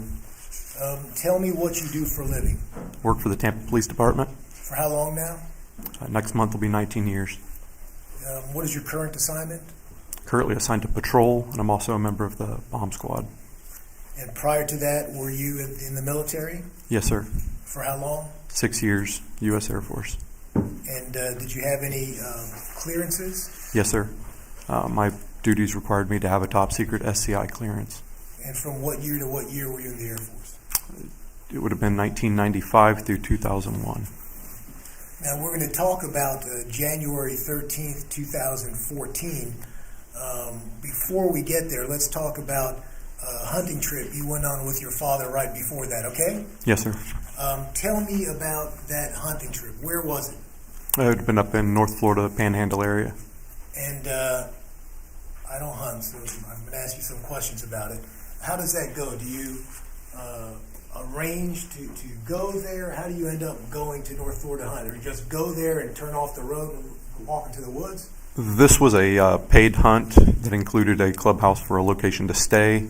You're paying for a certain time frame, a couple days to hunt on their private property. So we basically had a house to stay in, and then we went out and found where we wanted to hunt within the property and hunted. And were there other people staying in this house? There was a couple other gentlemen, yes. All right. And so is this, when I think of a lodge, I think about, like in the movies, like a big log cabin with a big fire roaring and people in smoking jackets. Is that what it's like? We were on cots in just a large open room. Okay. And so this was in North Florida. Where was it in North Florida? I don't recall the town. Okay. And so what was the time period you paid for? A few days, can't recall how many exactly. And tell me, what are you hunting for? Either deer or hogs. And so how do you go about doing that? Do you shoot them? Do you use a bow and arrow? What were you using to hunt then? This was we were only hunting archery in this trip. All right, archery, that means bow and arrow? Yes, sir. Okay. And so you went with your father? Yes. Did you all drive up there? Yes. Who drove? I did. Okay. And so tell me a little bit about the preparation for the trip. It's archery. So tell me about your father. Did he use a bow at that time? Yes, sir. And what sort of bow did he use at the time? He had both a recurve, which was traditional, and he also had a compound bow. And what's a recurve bow? A recurve has no wheels on the ends of it. It's more of a traditional, there's no sights on the bow or anything. Like in the movies Robin Hood? Yes, sir. A big bow like that? Yes. And what's the other bow? Compound? Compound bow. It drops the poundage as you draw it back. So as you draw back, the poundage would be a let off of a certain percentage of what the overall weight of the pull would be. Well, I'm not sure I understand what that means. Let me ask you, does that mean it's easier to use than the first bow you talked about? It has sights, and it's the equivalent of, say, a 50% let-off compound bow would be a 50-pound bow. Once you pull it back, you're only holding back 25 pounds instead of the full 50 pounds. All right. So once you pull it back in terms of holding, I know it's not called a string. What is that called?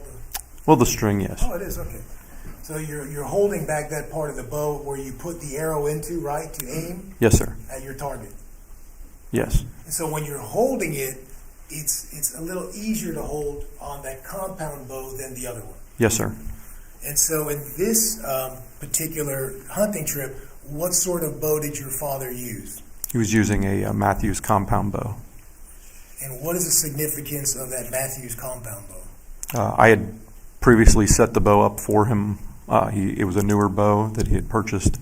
And when I set it up at a lot lower weight than his previous bow. All right. And so that means it would be easier to pull back? Yes, sir. And easier to hold once it is back? Yes, sir. Okay. Now, leading up to the trip, do you practice? What do you do to prepare for the trip besides packing? We generally tried to practice multiple times a week leading up to a trip like that. And practice means shooting arrows? Yes. And where do you practice for this? Either his backyard or my backyard. Right. And how do you go about practicing? We have targets, and we would essentially shoot anywhere from a few dozen arrows into those targets at different ranges. Okay, and what do the targets look like? They look like animals, or are they sacks? What are Bags or like a block. they? Okay. Now, leading up to this trip, did you and your dad practice? In other words, shoot arrows in the backyard? Occasionally. He'd practice on his own a lot of times, and I would practice on my own a lot. But did you practice with him sometimes? Yes. Now, when you practice with him, how many arrows would he shoot at a time? When we were getting ready for the trip, he wouldn't shoot more than maybe a dozen. Okay. And before that, did he shoot more at a time? We used to shoot a couple dozen arrows at a time in practice. Okay. Do you think that sometimes he only shot maybe 2 or 3 at a time? As we came close to the trip, yes. Okay. And so tell me about that. Was he unable, or tell me why he only would shoot 2 or 3, if you know? Leading up to the trip, he contacted me about finding out the legality of him using a crossbow. All right, let's talk about that for a second. A crossbow is, again, I can only go by the movies. Is it one of those things that it looks like a little rifle with a bow on top? Yes, sir. All right, and so that's one that you load up and you just pull the trigger? Yes, sir. And then the arrow goes? Yes. All right. And so you looked into that. Would you agree with me? Because it was a lot easier to use than the compound bow? Yes, sir. And so you did that at your father's request? Yes. Now, let me ask you about the trip itself. So you drive up there. Tell me what happens once you drive up there. Do you wake up early the next morning? Do you go out that night? Or are you allowed to hunt at night? I mean, I don't know. We can't hunt at night. I don't recall what we did on the very first day, but it would have been scouting to scout out a place to hunt on the first available time we had. All right. Tell me what that means, scouting. We'll go look into an area and just see if we see signs for a deer. Basically like a little short day hike, walk into the woods, get a look around, find an area that we deem where we would like to sit. Okay. Now, I know the prosecutor's going to ask you, so let me ask you ahead of time, how far do you walk into the woods with your father? Maybe 100 yards. All right. So you're not out there like a half a day or something like that? No, sir. There were roads throughout the property. I'm sorry? There were roads throughout the property. And so are you describing that you could get in your truck and drive up the road, pick a spot, and then walk into the woods 100 yards? Yes, sir. And that's how you would look for a place? Yes, sir. And when you say you look for a place, I imagine, again, I'm not a hunter, I guess you look for like animal scat, I guess they call it, right? That sort of thing? Or With deer, you're usually looking for tracks, what's called a scrape and what's called a rub, and trails. all right. So you're looking at the ground and looking at the trees to see if deer had passed there, that sort of thing. Yes, sir. Now, how do you hunt? I know Mr. Martin knows about, stalking, this and that. And I heard that term. So I have an objection to the gratuitous comments regarding counsel and also its continuing leading. I've let it go a little bit to get the flow going, but we need to have correct that question. All right,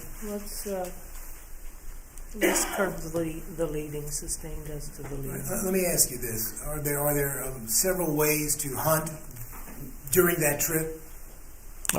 Primarily ways to hunt whitetail, especially in Florida, is going to be either sitting in a blind or in a talk about that. tree stand. Sitting in a blind, that's one way, right? Yes, sir. I'm sorry, is that one way? Yes. Tell me what that means, sitting in a blind. You can either carry out what looks like a tent that has windows, set that up, and then you just sit in a chair inside it. All right. So you're sitting there waiting for a deer to pass. Yes, sir. That's a blind. What's another way of hunting? You also could make up a blind out of just brush, like down limbs and tree limbs and stuff, and just sit up in there wearing camouflage. Okay. Again, waiting for a deer to pass? Yes, sir. What's another way? A tree stand. Okay. Now, how does a tree stand work? We use a climbing stand, and you're climbing up into a tree to get an elevated position. When you say climbing the tree, I'm imagining that you're putting spikes on your feet like a lineman on the telephone pole and lifting yourself up. Tell me, is that how it works? No, sir. How does it work? The way we use is what's called a climbing tree stand. It has two pieces, and once they're attached to the tree, you can once you get into the stand and you put a safety harness on the tree, you move like an inchworm, kind of. You stand up and then you just sit down, and it'll move up maybe an inch or a couple inches at a time. Okay, so the way I understand it is, if this is the tree, there are two pieces to this tree stand. Yes, sir. They both go around the tree. Yes. One piece is here where you would sit. Is Yes. that right? Yes, sir. And then the other piece is is on the ground that your feet go into. Yes. All right.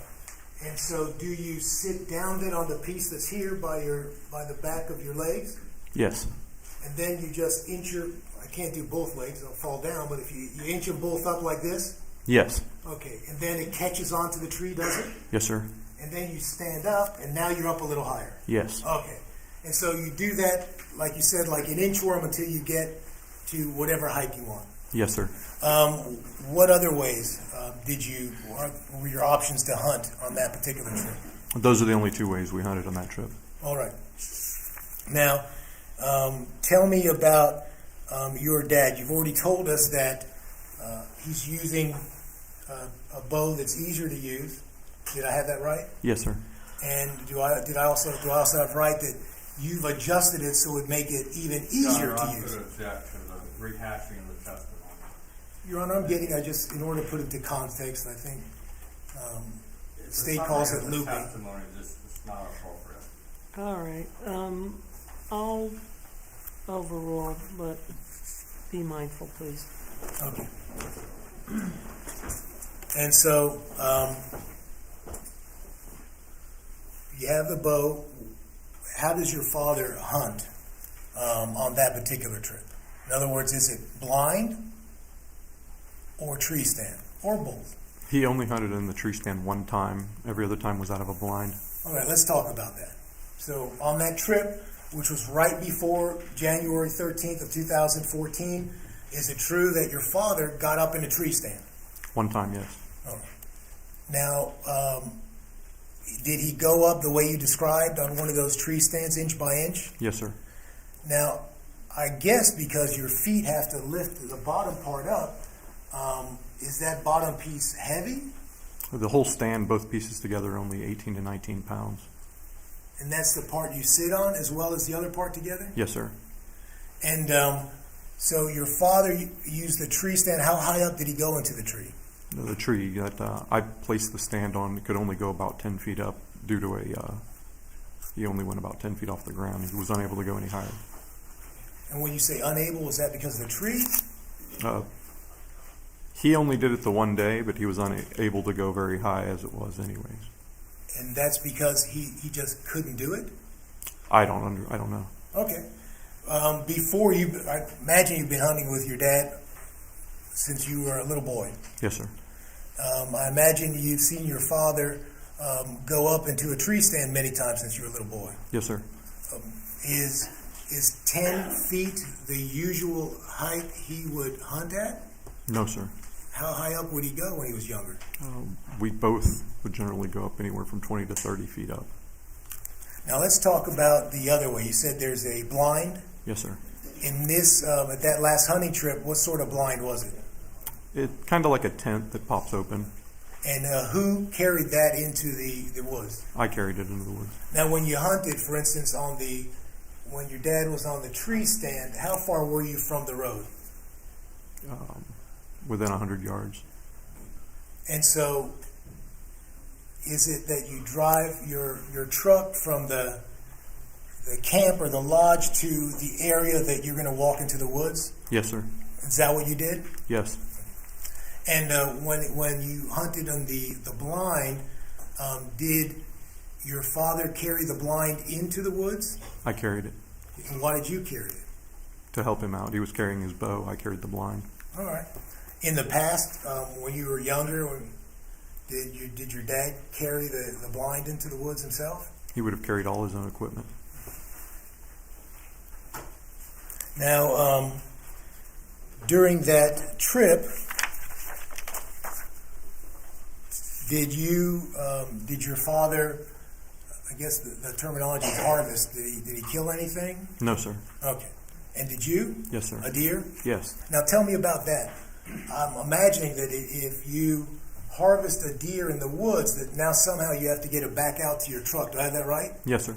Do you have some kind of cart or something you pull it on? No, sir. You have to drag it out. A drag. And when you harvested your deer, did you drag him out of the woods? Yes. Did your father help you? No, sir. Have you seen him in the past be able to do that? The last time that he had killed a deer, he drug it out and hurt himself. And how long ago was that before this trip? Probably 5-6 years before this trip. And since then, have you always helped him Yes. take a deer out of the woods? Yes. Now let's talk a little bit about January 13th of 2014, okay? Did you have plans with your mom and dad to go see a matinee that day? Not prior to the day of. So tell me, how are the plans made?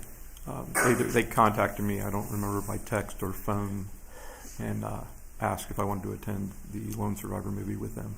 Okay, and was that something you were interested in, going with your mom and dad to watch a matinee? Yes. To see that movie? Yes, I've read the book. Okay, and so now, as you decide to go, what are the plans? You're going to go with them? I'll meet them there. Okay. And what were you doing that you couldn't go with them? I was cleaning up my truck from the hunting trip and also getting, just since we had been gone for a week, and getting my outside work done at my house. If you're gone, if it's only a couple days trip, how are you gone for a week? I can't recall the exact time frame, but being gone, it's just me that lives at my house, so there was chores that needed to be done. All right, so your recollection is either a couple days or a week. Do I have that right? Yes, sir. Now, when you get back home, you are plans to meet your mom and dad at the theater. What happens then? You wash your truck. Do you actually go over to the theater? Yes, I drove there. Okay. Now, when you drive to the theater, are your parents already there? Do you know? I was running late. Oh. So the plan was to meet them there? Yes, sir. At what time? I don't recall the exact time of the movie. Was it sometime before the movie was to start? It was just, I knew what time it was starting, and I was supposed to be there at that time. Now, did your mom or dad tell you where they were going to be sitting, I mean? I didn't know anything leading up to it because I had already turned my phone on silent and things because I was running late, so I'd already put it on silent, so I didn't know where they were at. I didn't learn that till afterwards that I'd received a text. All right. And later in the day. Okay, I understand. So going there and actually getting to the theater, you didn't look at your phone, agree with me or not, to know that they had texted you to tell you where they were sitting? Yes, sir. I never looked at it. And so, if I may, Your Honor, I'd like to get the State's Exhibit number 5. May I approach the clerk? Yes.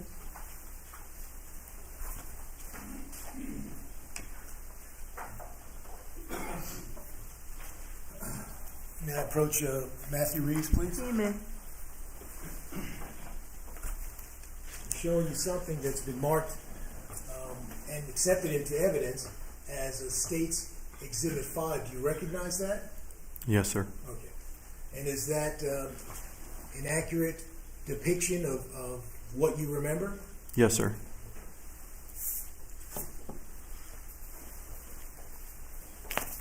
Now, you, I guess, to get in the theater, you had to buy your ticket. Yes. So did you buy a ticket? Yes, sir. And where did you go once you bought your ticket at the ticket booth in front? Straight into the theater. So no concession stands or anything else? No, sir. And so, Your Honor, may I have the witness step down so we can show the exhibit, maybe help him better explain? Sure. Step down, please. May I step over by the veil? You may. Go ahead. I'm going to stay here. I can. You've seen the photo. I have. I know, Your Honor. Mr. Reeves. All right. Kind of a small picture. So, tell me, when you walk in the theater, this is theater number 10. Does it look like theater number 10 to you? Yes, sir. The same theater you walked into that day? Yes, sir. Tell me where you would come in. There looks like some stairs. Would you agree with me there? Yes, if you're facing this, over here on the left side, it comes in below a wall. You're coming in at the bottom, coming in on this left side and around the corner, and then onto the stairs leading up. All right. So do you agree with me when you walk into those doors that say theater number 10, you're kind of going down a ramp? Yes, sir. And then when you turn the corner, you go actually into the theater and go up the stairs? Yes, sir, the bottom, down just off of this picture. All right. Now, when you get into the theater itself, what is going on in the theater? Are there previews playing? Yes. Tell me what the lighting conditions were like in that theater. Nearly pitch black. Now, when you say nearly pitch black, could you see, for instance, people within a few feet of you? Yes, sir. Did you look around the theater to see where your mom and dad were? Yes. And could you see them? No. Where were you approximately when you turned around to look? When I came around the end of the wall at the bottom here, I took one step up and was looking to see where they might be, but I was unable to see due to the lighting. And when you got there, soon after, did the preview start to play, or were they playing when you got there? One started to come on as I started looking for them. All right. And so, what did you do once that preview came on? Most of the people in the theater were paying attention to the preview. I didn't want to interrupt, and I was interested in the preview. It was for the remake of the RoboCop movie, so I turned and faced the screen and watched the preview. Okay, and can you see where you were approximately? I would have been off of this picture on the right around the base of the steps or the first step up. So you'd be more towards the front of the theater than this shows? Yes, sir. Than where the steps show here? Yes, sir. Okay. And so the previews play, they're playing, you're watching them. Do you hear anything unusual? Not till after the preview. We're going to talk about that. And so after the preview is over with, what do you do? I turned back up. It got extremely dark because the screen went dark again. At that point, I turned and took my attention back to trying to find my parents. So did you turn around on the stairs? Yes, sir. And did you look into the theater? Yeah, no object bleeding. I said, did you? It calls for a yes or no answer, Your Honor. I Yes. didn't hear that. So overruled if that was the case. So did you look at the theater to see if you could see where you Yes. were at? And did you see them at that time? No. And again, were you all the way down or were you moving up? I took like 2 steps up. Oh. And now at some point, do you hear something? Yes. Tell me what it is that you hear. I heard my dad say something to the extent of, "Get out of my face" or "Get off of me." Okay, let's talk about that for a second. Number one, when you heard that, was that in between the previews? Yes. So the second preview hadn't started yet. Do you agree with that? Yes, sir. Now, when you heard that, how did you recognize the voice? It's my father. I've known his voice my whole life. And when you heard it, what was the tone of the voice? Alarming. Did it alarm you? Yes. Could you tell where the voice was coming from on this photo, generally speaking? Somewhere up in the back section in the middle. Okay. Could you tell which row it was? No, sir. When you heard your father's voice cry out, did you turn to look? Yes. All right. And what area did you look in? Up into the middle back section. Now, at that point, were the previews playing or were they still on? They were on. And what were the lighting conditions? At that point, it was nearly pitch black. So. Now, when you looked back into the back row, did you see anything? Initially, no. Okay. So did you see anybody standing, for instance? Not at the initial. When I initially looked, I couldn't. It was too dark. That's what we're talking about now. Now, at some point, do you start moving towards that voice? Yes. When do you do that? I had started stepping up the steps while looking up into the back area. When you heard the voice, you said it alarmed you. Did that cause you now to go towards where you heard it or not? I had worked my way up the stairs. This was all happening at the same time when I heard it. Okay. And so what's the next thing that happens? The gunshot, and I see the flash and the silhouette of a person standing. Now let's talk about that. When you heard the gunshot, you said you saw the flash. So which direction were you facing? I was facing up towards the back. Now when you said you heard the gunshot, did you also see a flash? Yes, not the muzzle flash, but just a residual flash. And what does that mean? A muzzle flash would have a very distinct, bright, burning, you would see an actual flame. I was just seeing a general flash. And was there something that was blocking perhaps your view of seeing that? Yes, sir. Okay, and what did you see? A person standing. Could you tell who that was? At the time, no. Did it appear to be a silhouette to you? Yes. Okay, you couldn't really make out any features, is that fair to say? Yes, sir. Now, what happens once you hear the gunshot? May I have the witness return to stand? Yes. Please sit down.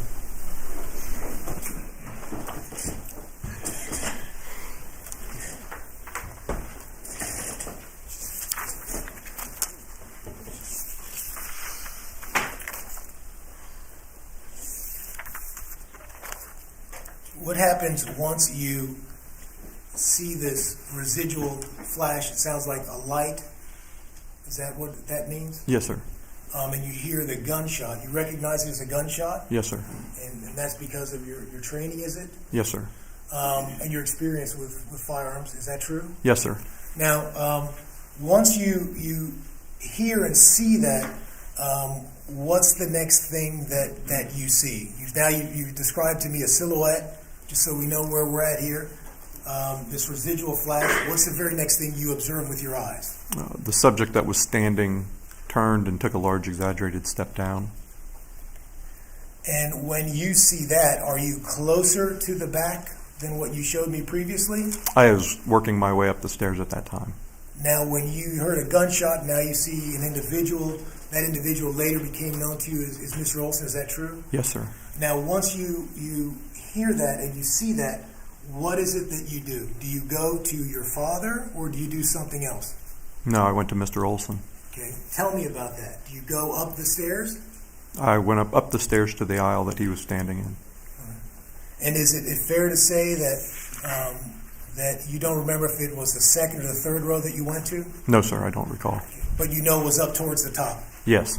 Now, when you got there, tell me about your contact. Were you the first one to put your hands to get to Mr. Oulson? Yes, sir. Okay. And why did you do that? Why did you go to Mr. Oulson? I was able to put the scene together in my training and other things. I knew what had occurred due to the series of things that I heard. So at that point, I went straight to Mr. Oulson. And when we say you knew what occurred based on your training, are you talking about A, you heard a gunshot? Yes. And then B, you saw a silhouette that was standing, now not standing. Do you agree with that or not? Well, they were still standing at that time. But they were moving away. Yes, sir. And so for that reason, you wanted to check on the person that was a silhouette that you later found out was Mr. Oulson to try to help them if they were actually shot. Yes, sir. All right. So what happens when you get up there? As Mr. Oulson started to slump over, I had already assessed kind of the scene of what was going on.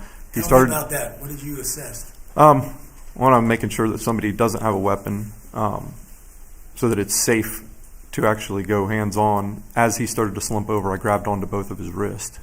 Okay. You wanted to make sure that Mr. Oulson didn't have a weapon? Agree or disagree? You wanted to see whether Mr. Oulson had a weapon? Do you agree Initially, with that? yes. Okay. And so then you said, did you not, yes or no, that you put your hands on Mr. Oulson? Yes. Now, what did you do at that point? I ordered somebody in the aisle to help me place him on the ground. Okay. And did somebody help you do that? Yes. Once Mr. Oulson was on the ground, is he on the ground in kind of the rows between the seats? Yes, sir. So he's not. Is he towards the aisle or not quite there yet? His head was away from the aisle. But he wasn't in the aisle where the stairways are. No, sir. Okay. And so, what happens now once you get there? Do you try to render first aid to Mr. Oulson? Yes. Tell me what you do. I immediately lifted the shirt up that he was wearing, pushed the shirt up to see where he was wounded. Once I saw a bullet hole, or what I knew to be a bullet hole in his left chest, I used the same shirt that I had lifted up to kind of like ball it up over the wound and then place direct pressure on it. Then I started speaking to Mr. Oulson. Now, before that happened, after you heard the shot, Did you hear your dad say anything else? No, sir. You're there with Mr. Oulson and you're applying. It sounds like just yes or no. Were you applying pressure to the wound? Is that what you were doing? Yes, sir. And why were you doing that? To try to limit the bleeding. Do you have training in first aid? Yes, sir. And so what happens next? You're there rendering aid, is that right? Yes, sir. And what do you do? I was just speaking to Mr. Oulson, trying to keep him looking at me, and stated, keep breathing, look at me, you're going to be okay. I continued to talk to him. And did you apply any sort of chest compression, CPR, any of that sort of thing? No, sir, he was still breathing. And so at some point, do you leave Mr. Oulson? Someone handed me either a shirt or a sweatshirt or something, and I used that to place over the wound. Then somebody notified me that there was a nurse present. And then not until the person who stated they were a nurse did I move out of my position and let them get to him. So when you left Mr. Oulson, where did you go? I went up to the aisle that my parents were in. And at that time, could you see your father? Yes. And your mother? Yes. And why is that? Were the lights different? Or tell me how it was you can see them now and you couldn't see them before. I was much closer, and the ambient lighting within the theater had started to come back on. Okay. And ambient lighting, what do you mean by that? Something was on the screen. Now, once you get to the row your parents are, going down the row, who do you come to first, your mom or your dad? It would have been my mother first. And was she sitting right next to your dad? I don't believe so. Okay. Agree or disagree that she was, maybe 2 or 3 seats away? Somewhere in that general area. And so what do you do first? You get to the area where your parents are. Who do you go to first? I went to my father. Now tell me what was going on with your father. Did you look at him? My initial thing was to secure the firearm, so I asked him where the gun was. And where was the gun? He just stated that he stated the deputy, off-duty deputy, that was standing next to him. Did your father tell you anything else? I don't recall. Hearsay. Now, when your father was sitting there, did you observe his face and his head? Not directly. I saw that he had his hand on his face. Okay. When you say hand on his face, are you talking about his face, his cheek, or somewhere on his face? I can't recall the exacts. It was either on his cheek, on his face, and I'm not sure exactly. And do you remember which hand? No, sir. And was he holding his face? Kind of his cheek, his face, and it seemed, I don't know how to describe it, and I don't recall which hand it was exactly. Now, your father wore glasses back then? Did yes, he? Sir. All right. And did you notice his glasses? Were they straight on his head or not? No, sir. How were they? One of the lenses would have been out of alignment from where you could actually see through it. And what do you mean by that? They were sitting crooked on his face. So that one of the lenses wasn't covering one of his eyes? Is that what you're describing? Yes, sir. Do you remember which side was up or down? No, sir. Now, at that point, you're dealing with your father. You've looked at him. Do you do anything else in terms of your father at that point? No, sir. Do you say anything else to your father at that point? I think the only thing I stated to them is I needed to go get cleaned up, then to get my mom out of the theater. Now let's talk about that. Cleaned up.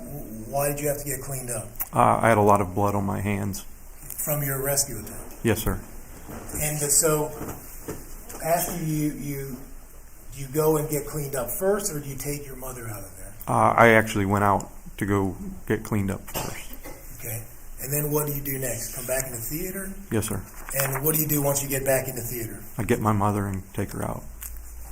Now, when you finally reached your mother, was she crying? She was in shock. Okay. You don't remember if she was crying or not? Not initially. Okay. And then where did you take your mother? Into the lobby area. Now, the lobby area, that's what, outside of the Theater 10 area you're talking about? Yes, sir. It had been between Theater 10 and the concession stands. Now, what's going on in that lobby area when you take your mom out? Initially, I saw deputies responding in. Okay. Once the deputies responded, do you have any contact with the deputies yourself? I did state to him I was an off-duty officer, and the firearm was secured with a law enforcement officer inside the theater. Now, when you were with your mother in the lobby, were there other people that were within the theater that were out in the lobby? People that had been in the same theater with us, yes. And were there tables? Describe what it's like out there. They're small round tables. I believe they're small tables. Now, at some point, did you see, you're a police officer, so you know what this is, witness forms. Yes, sir. Did you see those forms being handed out to the individuals that were in the lobby? Yes, sir.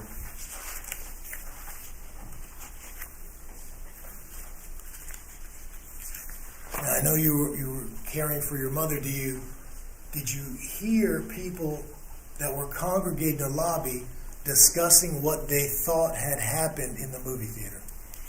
We were initially trying to sit at one of the small tables, and when people sat down with their forms and were discussing it, I told my mother we needed to move. But did you overhear that? Yes, they were discussing the incident. Now, is it fair to say, agree or disagree, you actually heard people saying something to the effect of, this was over popcorn? Yes, sir. Now, at that point, was your mother crying? Yes. Was she shaking? Yes, sir. Once the forms were handed out to the other people, you described that you moved your mother away. What's the next thing that happened? Did the police interview your mother? They took us to another room, away from the rest of the people. And were you both in the same room? Initially, we were both seated in the same room, yes. Now, at some point, do you get separated? Yes. And why is that? For separate interviews. So, who gets interviewed first, your mother or you? I don't recall. Now, when your mother gave her interview, you were not present for that. No, sir. When you gave your interview, was your mother present for that? I don't believe so. Now, when you give your interview, tell me about that. Do you draw any kind of diagram? Do you try to provide aid? Tell me about your interview. I provided a statement to what I observed, and they asked me to draw a diagram of where I was at and where I thought Mr. Oulson was at, and I drew a diagram on a piece of paper. And once you gave that interview, what's the next thing that happened?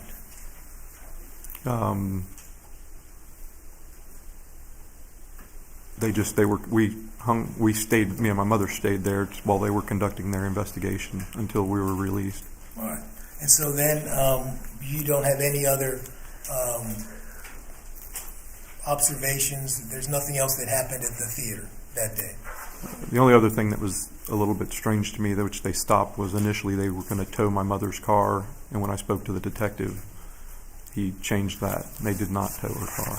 And so did you take your mother home? Yes, sir. Okay. May I have a moment, Judge? You may.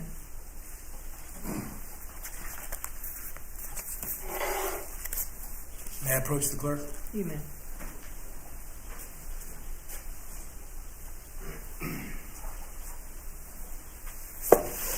Nothing further. Thank you. Thank you. Cross? Yes, Your Honor.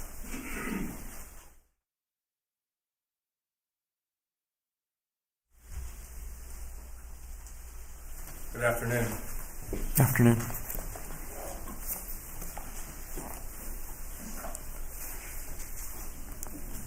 I'm going to discuss your direct examination that you just gave. I'm going to go kind of topic by topic. May not be in the order that you discussed it with Mr. Michaels. So in fairness to you, I'll tell you what topic we're going to talk about, and then you'll know where we're at. All right? Yes, sir. I'd like to begin with the last topic that Mr. Michael discussed with you about when you went out into the lobby and you saw two people sitting at the table and they were, you said, discussing what? The incident. What did they say? Something about popcorn. Something about popcorn. All right. Let me ask you this. You would agree with me that when you go to a football game, maybe 50,000 people all around the stadium. And you remember Doug Flutie's pass, the miracle pass, and it just went all the way down and the guy caught it in the end zone? Remember No, that? sir. Before your time? Good grief, I just aged myself. Okay, let me talk about something else then. You're at the football game and you see a kickoff, and then there's a kickoff return from yard number 1 all the way down to the end. Okay? Would you agree with me that the people inside the stadium all had an opportunity to see the run from one end to the other? Yes, Would you sir. agree with that? Would you agree?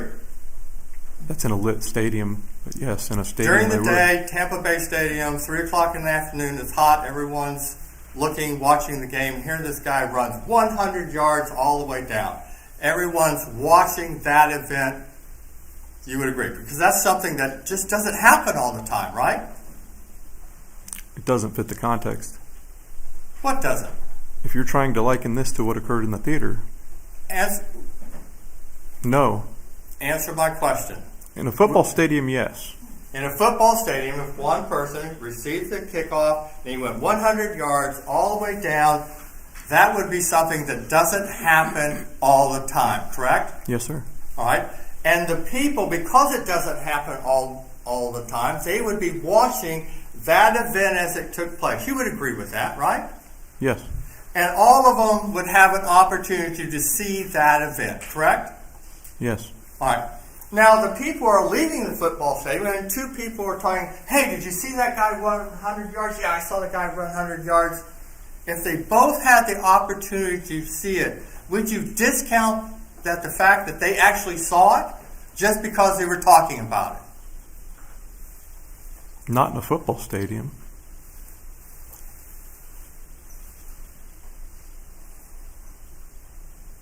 My question is, would you discount the fact that they both said, I saw the guy run from one end to the other just because they were talking about it? No, not in All a right. stadium.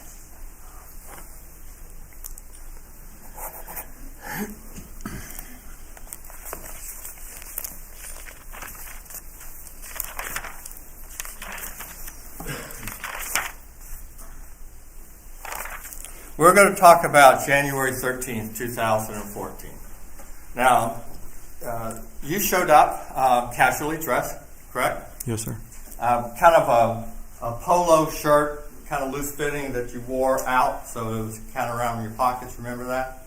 I'm not sure what I had on. A light color shirt with stripes across. You have a shirt like that, right? I might have back then. Yeah. If you say I did, I haven't seen a picture of me wearing All right. it, but I'm sure Now, I probably did. You indicated to us that you approached Mr. Oulson, you applied your hands to his chest, you got blood on your hands, right? Yes, sir. Then after you performed that, you went up to where your mom and dad were, you had a brief conversation, then you left. Yes, sir. That? And because you had to clean up, right? Yes. And you remember when you turned to go and leave, you wouldn't get blood on anyone. You kind of left like this, so you wouldn't get blood on anybody else, right? You remember that? I don't recall. You saying it didn't happen, or you just don't recall? I don't recall. All right.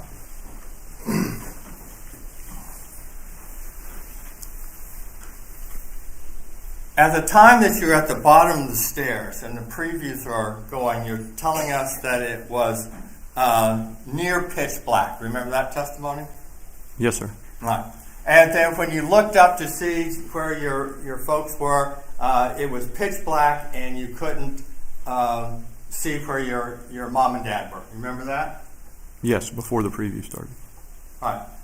Then during the direct examination, you indicated to Mr. Michaels, did you not, that when the previews came on, you looked around and saw that everybody else was paying attention to the previews just like you were. You remember that testimony? I didn't want to interrupt people. Yes, sir. When you looked back and you saw people watching the theater, you said they were watching, and then you turned around to watch just like they were. You remember that testimony? Yes, sir. All right, so you could see those people. You could see their faces, could you not? People around me, yes.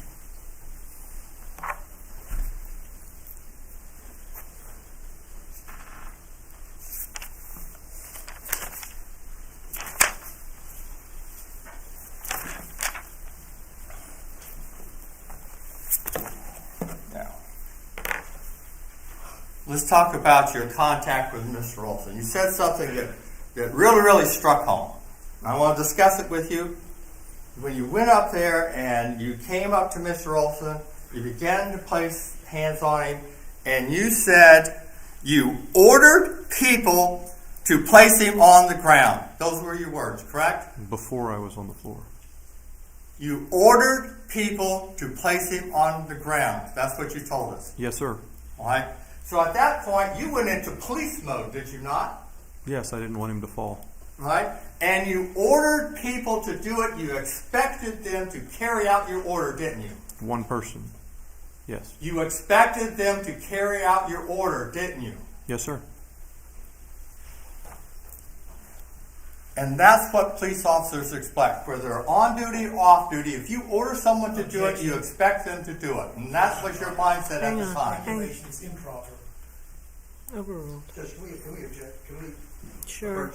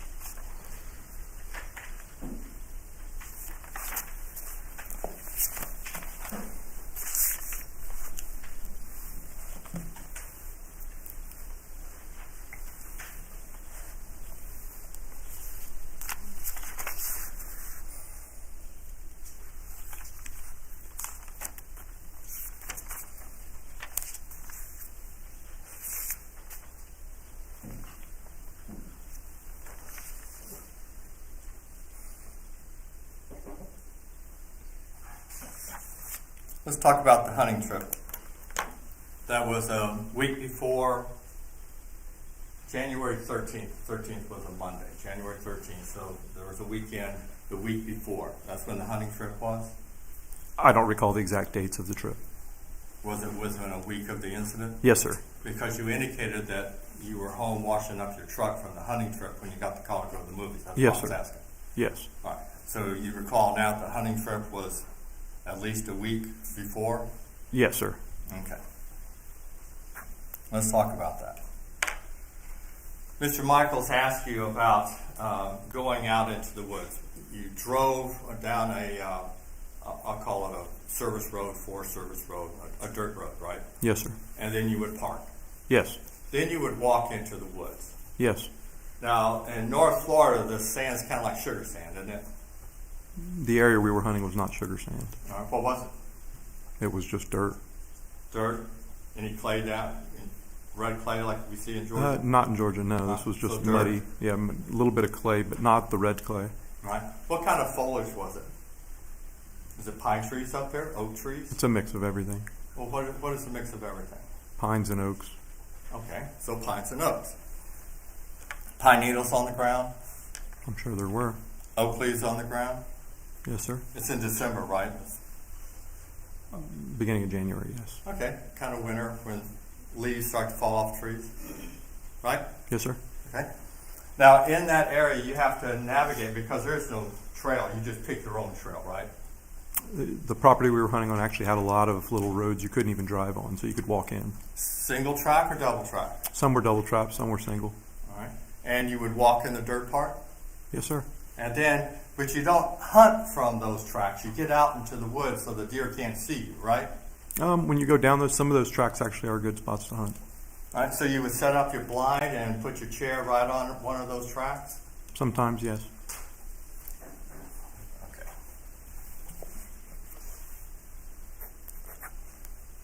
Now, let's talk about this tree stand. It's a climbing tree stand. It's a climbing sit stand, right? Yes, sir. Okay. It's 2 pieces, Yes. approximately 18, 19 pounds. Yes, sir. Now, Mr. Michaels talked to you a little bit about it. There's a section that's for your feet, Yes, sir. and there's a platform for your feet. Yes, right? sir. There's Velcro straps that you put your toes in, right? A form of straps, yes. Yeah, some form of straps. Then it comes out and circles a little bit with little teeth so you grab into the tree, right? Yes, sir. Then there's a cable that you have to go around the tree and hook to it, right? Yes, sir. Then the second part is where you actually put your bottom and you use your arms, right? This is kind of the same thing. There's Yes, a sir. strap that goes around the tree, right? Yes, sir. And there's this little notches that will stick into the tree. Yes. Okay, let's do this. I know this is a chair, but the purpose of this is just twofold.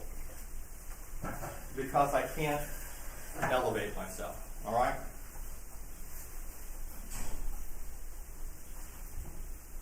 If your feet are on the platform and the straps are in, all right, we're going to take this one step at a time, all right?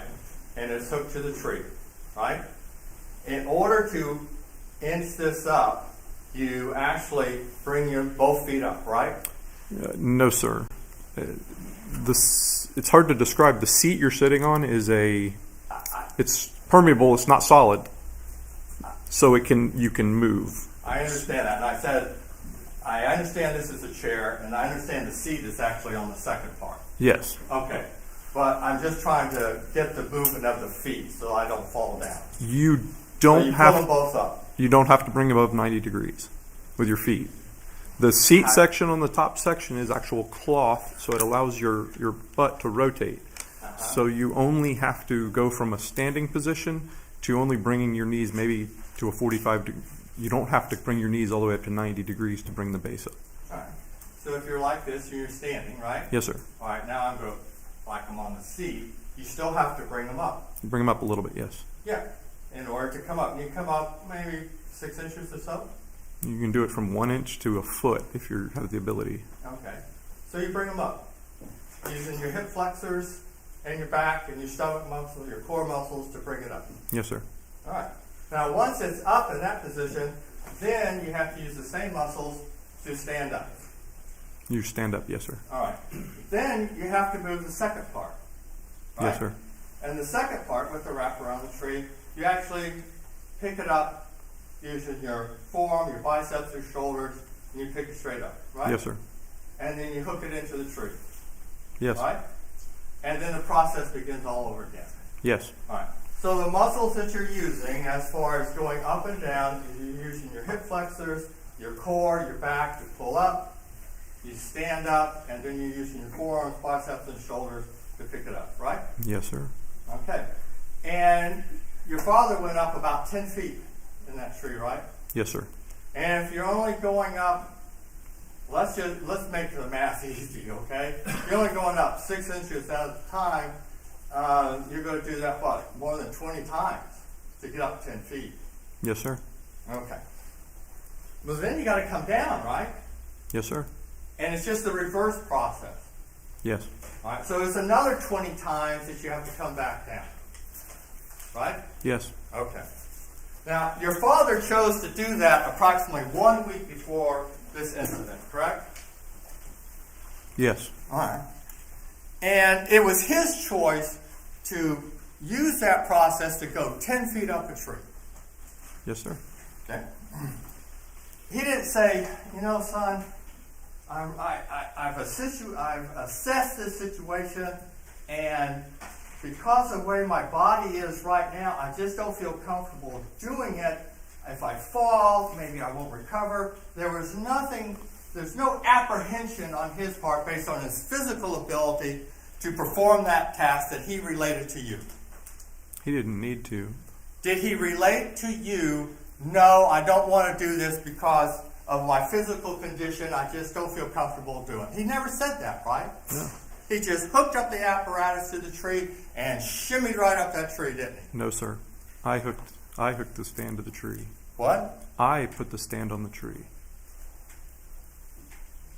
Just putting the strap around. Yeah, I did that part of He it. got into the apparatus. Yes, sir. And he went up the tree. Yes. And then once he got up the tree, he had to get his bow, right? Yes, sir. And it's attached to a rope. Yes. And so then he pulled up his bow. Yes, sir. And then you're facing the tree, then you turn around and you sit down so you're facing out now, right? Yes, sir. And it's narrow, it's small, right? It's not tiny. It's, Okay, but that brings us to the next point. There's been testimony that a week later your dad was 6'1", 6 feet 2 inches, 270 pounds. That's the man that went up that tree and sat in that tree stand, right? yes, sir. Okay.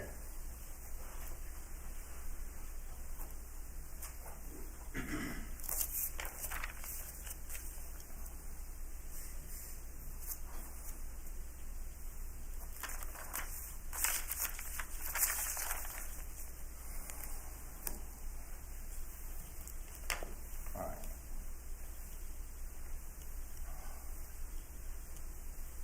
I want to go back to your contact with your father inside the movie theater after your contact with Mr. Oulson.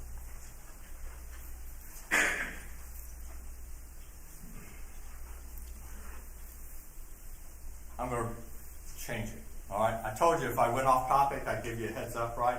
Okay.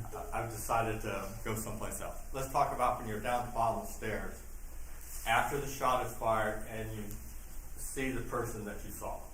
I had already moved up some. Yes, sir. Yes, sir. All right, let's talk about that. You indicated to us that when you looked up in this area that you've described as nearly pitch black, you were able to see someone standing, correct? Not when I initially looked up. As you keep going up, maybe one step or two, you see a person standing. At the time of the shot, when the body was silhouetted, yes. Okay. And as you went up, you still saw him standing. Yes. All right. And then you told this jury that you saw him take an exaggerated step down. You remember that testimony? Yes, sir. In fact, I even think he said a large exaggerated step. Right? I know it was an exaggerated step. Okay. So, what is that? What did you see? I know what you said. What did you see? Can you describe it? Are we coming over chairs? Are we standing in a seat and getting back down? What are we doing? I stated there was a chance that he could have stepped down a row, but I did not know that if he did or not. He took a large step. All right. That's your testimony. Yes, sir. All right. Clearly, that's what you saw. Yes, sir. Like he was stepping down a row. There was I never stated he did step down a row, but it was as if he had. That's your description. Yes, sir. So the jury has it in mind like he was stepping down a row. right? Yes, sir. Like he was stepping off from the top of a chair, right? Yes, sir. That's the impression you want to leave with this juror. Yes? Yes. Okay.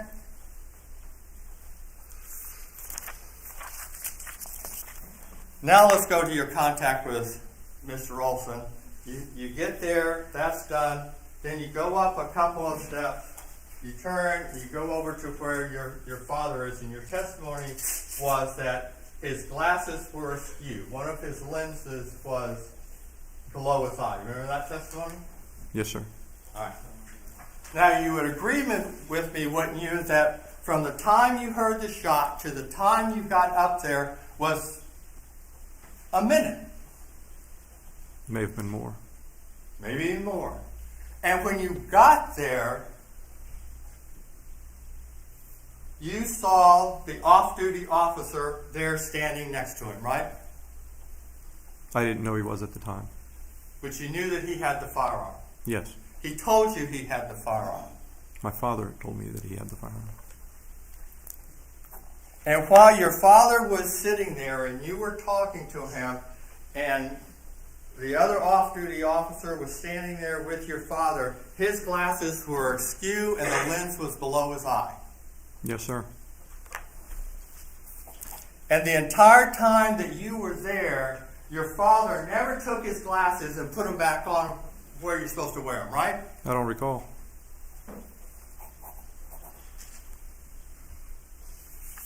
That's your testimony that they were askew. Yes, sir.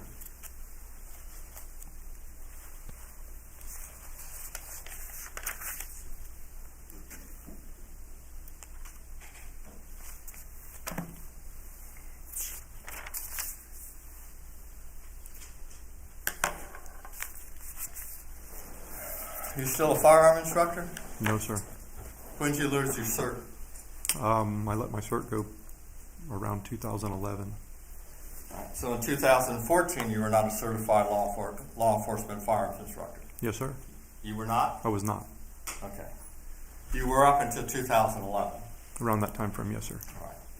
And Florida Department of Law Enforcement has a specific course that you go through in order to be a certified law enforcement firearm instructor. Yes, sir. 40-hour course. Yes. All right. And in that course, you're taught to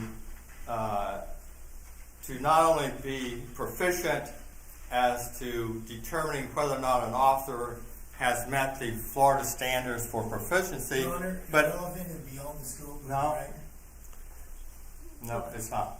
I mean, we can come to the bench, but I'll give you a little leeway. Overruled for now. you're also taught to make sure that the range is safe, right? Yes, sir. As an instructor. Irrelevant? Judge, can we approach? Yeah, come on.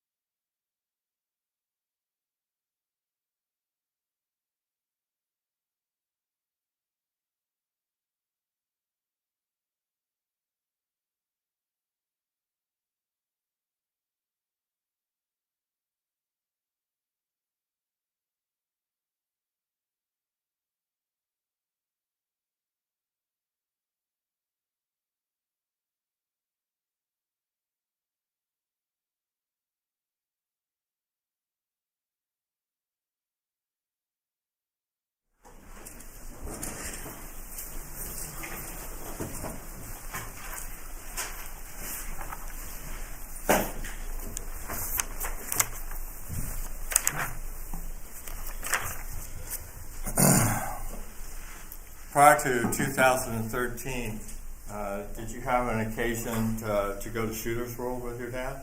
Yes, sir. Okay. And you've been with him when he has shot his pistol and his revolver? Yes. Okay. Now, your father, your sister testified suffered from what? Trigger finger. You know about that? Yes, sir. Right. And the finger just locks up, maybe one, maybe the whole hand, right? I know a couple fingers. Okay. Does that ever cause you any concerns when you're at the range or out hunting with your dad while he's handling a firearm, that his hand might just lock up and make the gun go off? Not the sense of locking up, as in contracting. It's more of he can't bend it. And that contracting is what pulls the trigger, right? Yes, sir. Redirect.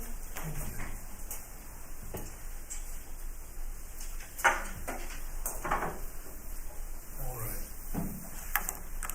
Now, the prosecutor asked you questions framed by, well, is that your testimony? Is that your testimony? Yes or no? Is your idea of testimony telling the truth? Yes, sir. Your Honor, I object. Sustained.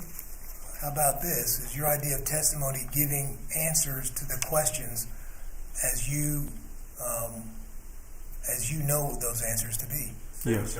Sustained. Okay, let me ask you this. I know the prosecutor talked to you about climbing, your dad climbing a tree with a tree stand. Remember that part? Yes, sir. Were you or were you not present sometime after January 13th, 2014, and today, where your mother having Your Honor, I object. Approach.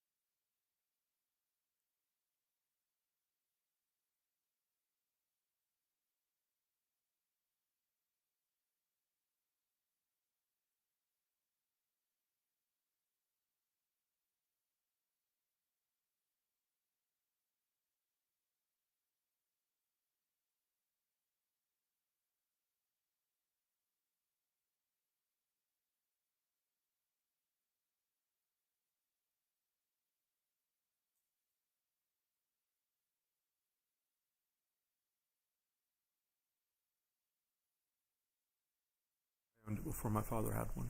All right. And was it hard for you to use? Your Honor, I object. Overruled. It's not relevant as far as 402, Judge, and 403. I'll allow a May couple we of approach? questions. All right, come on.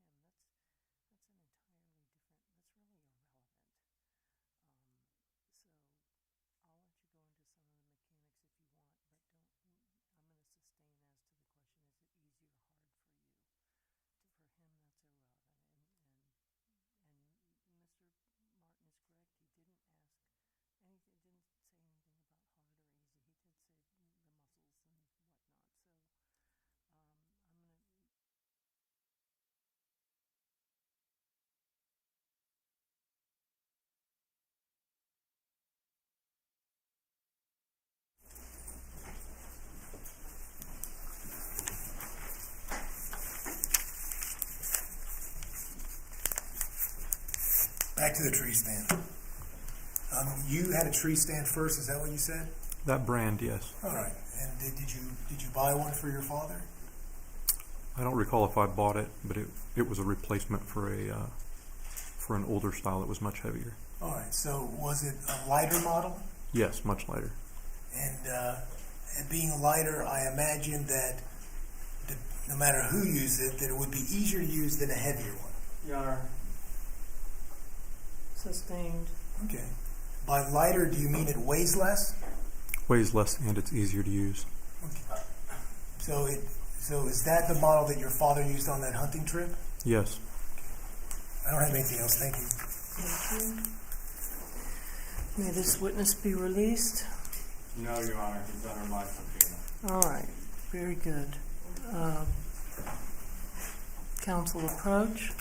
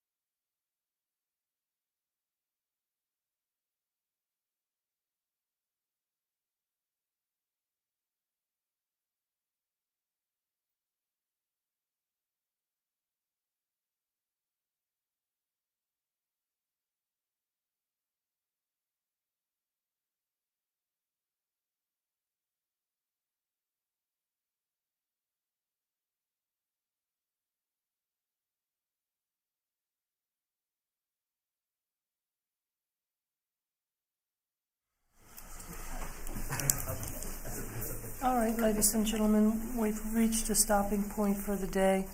So I'm going to go ahead and let you go. Enjoy your weekend. Remember my instructions. Be very careful, please. No news, no discussions, no internet searches. Just be very mindful, and should you get exposed to something, please make note of, telling me, and but look away or shut it off immediately, okay? All right. Any questions? We'll start at 8:30 Monday, all right? So be here a little early, like whatever you guys have to do with the clerk in the morning, and then we'll get started. All right? Thank you all very much. Have a great weekend.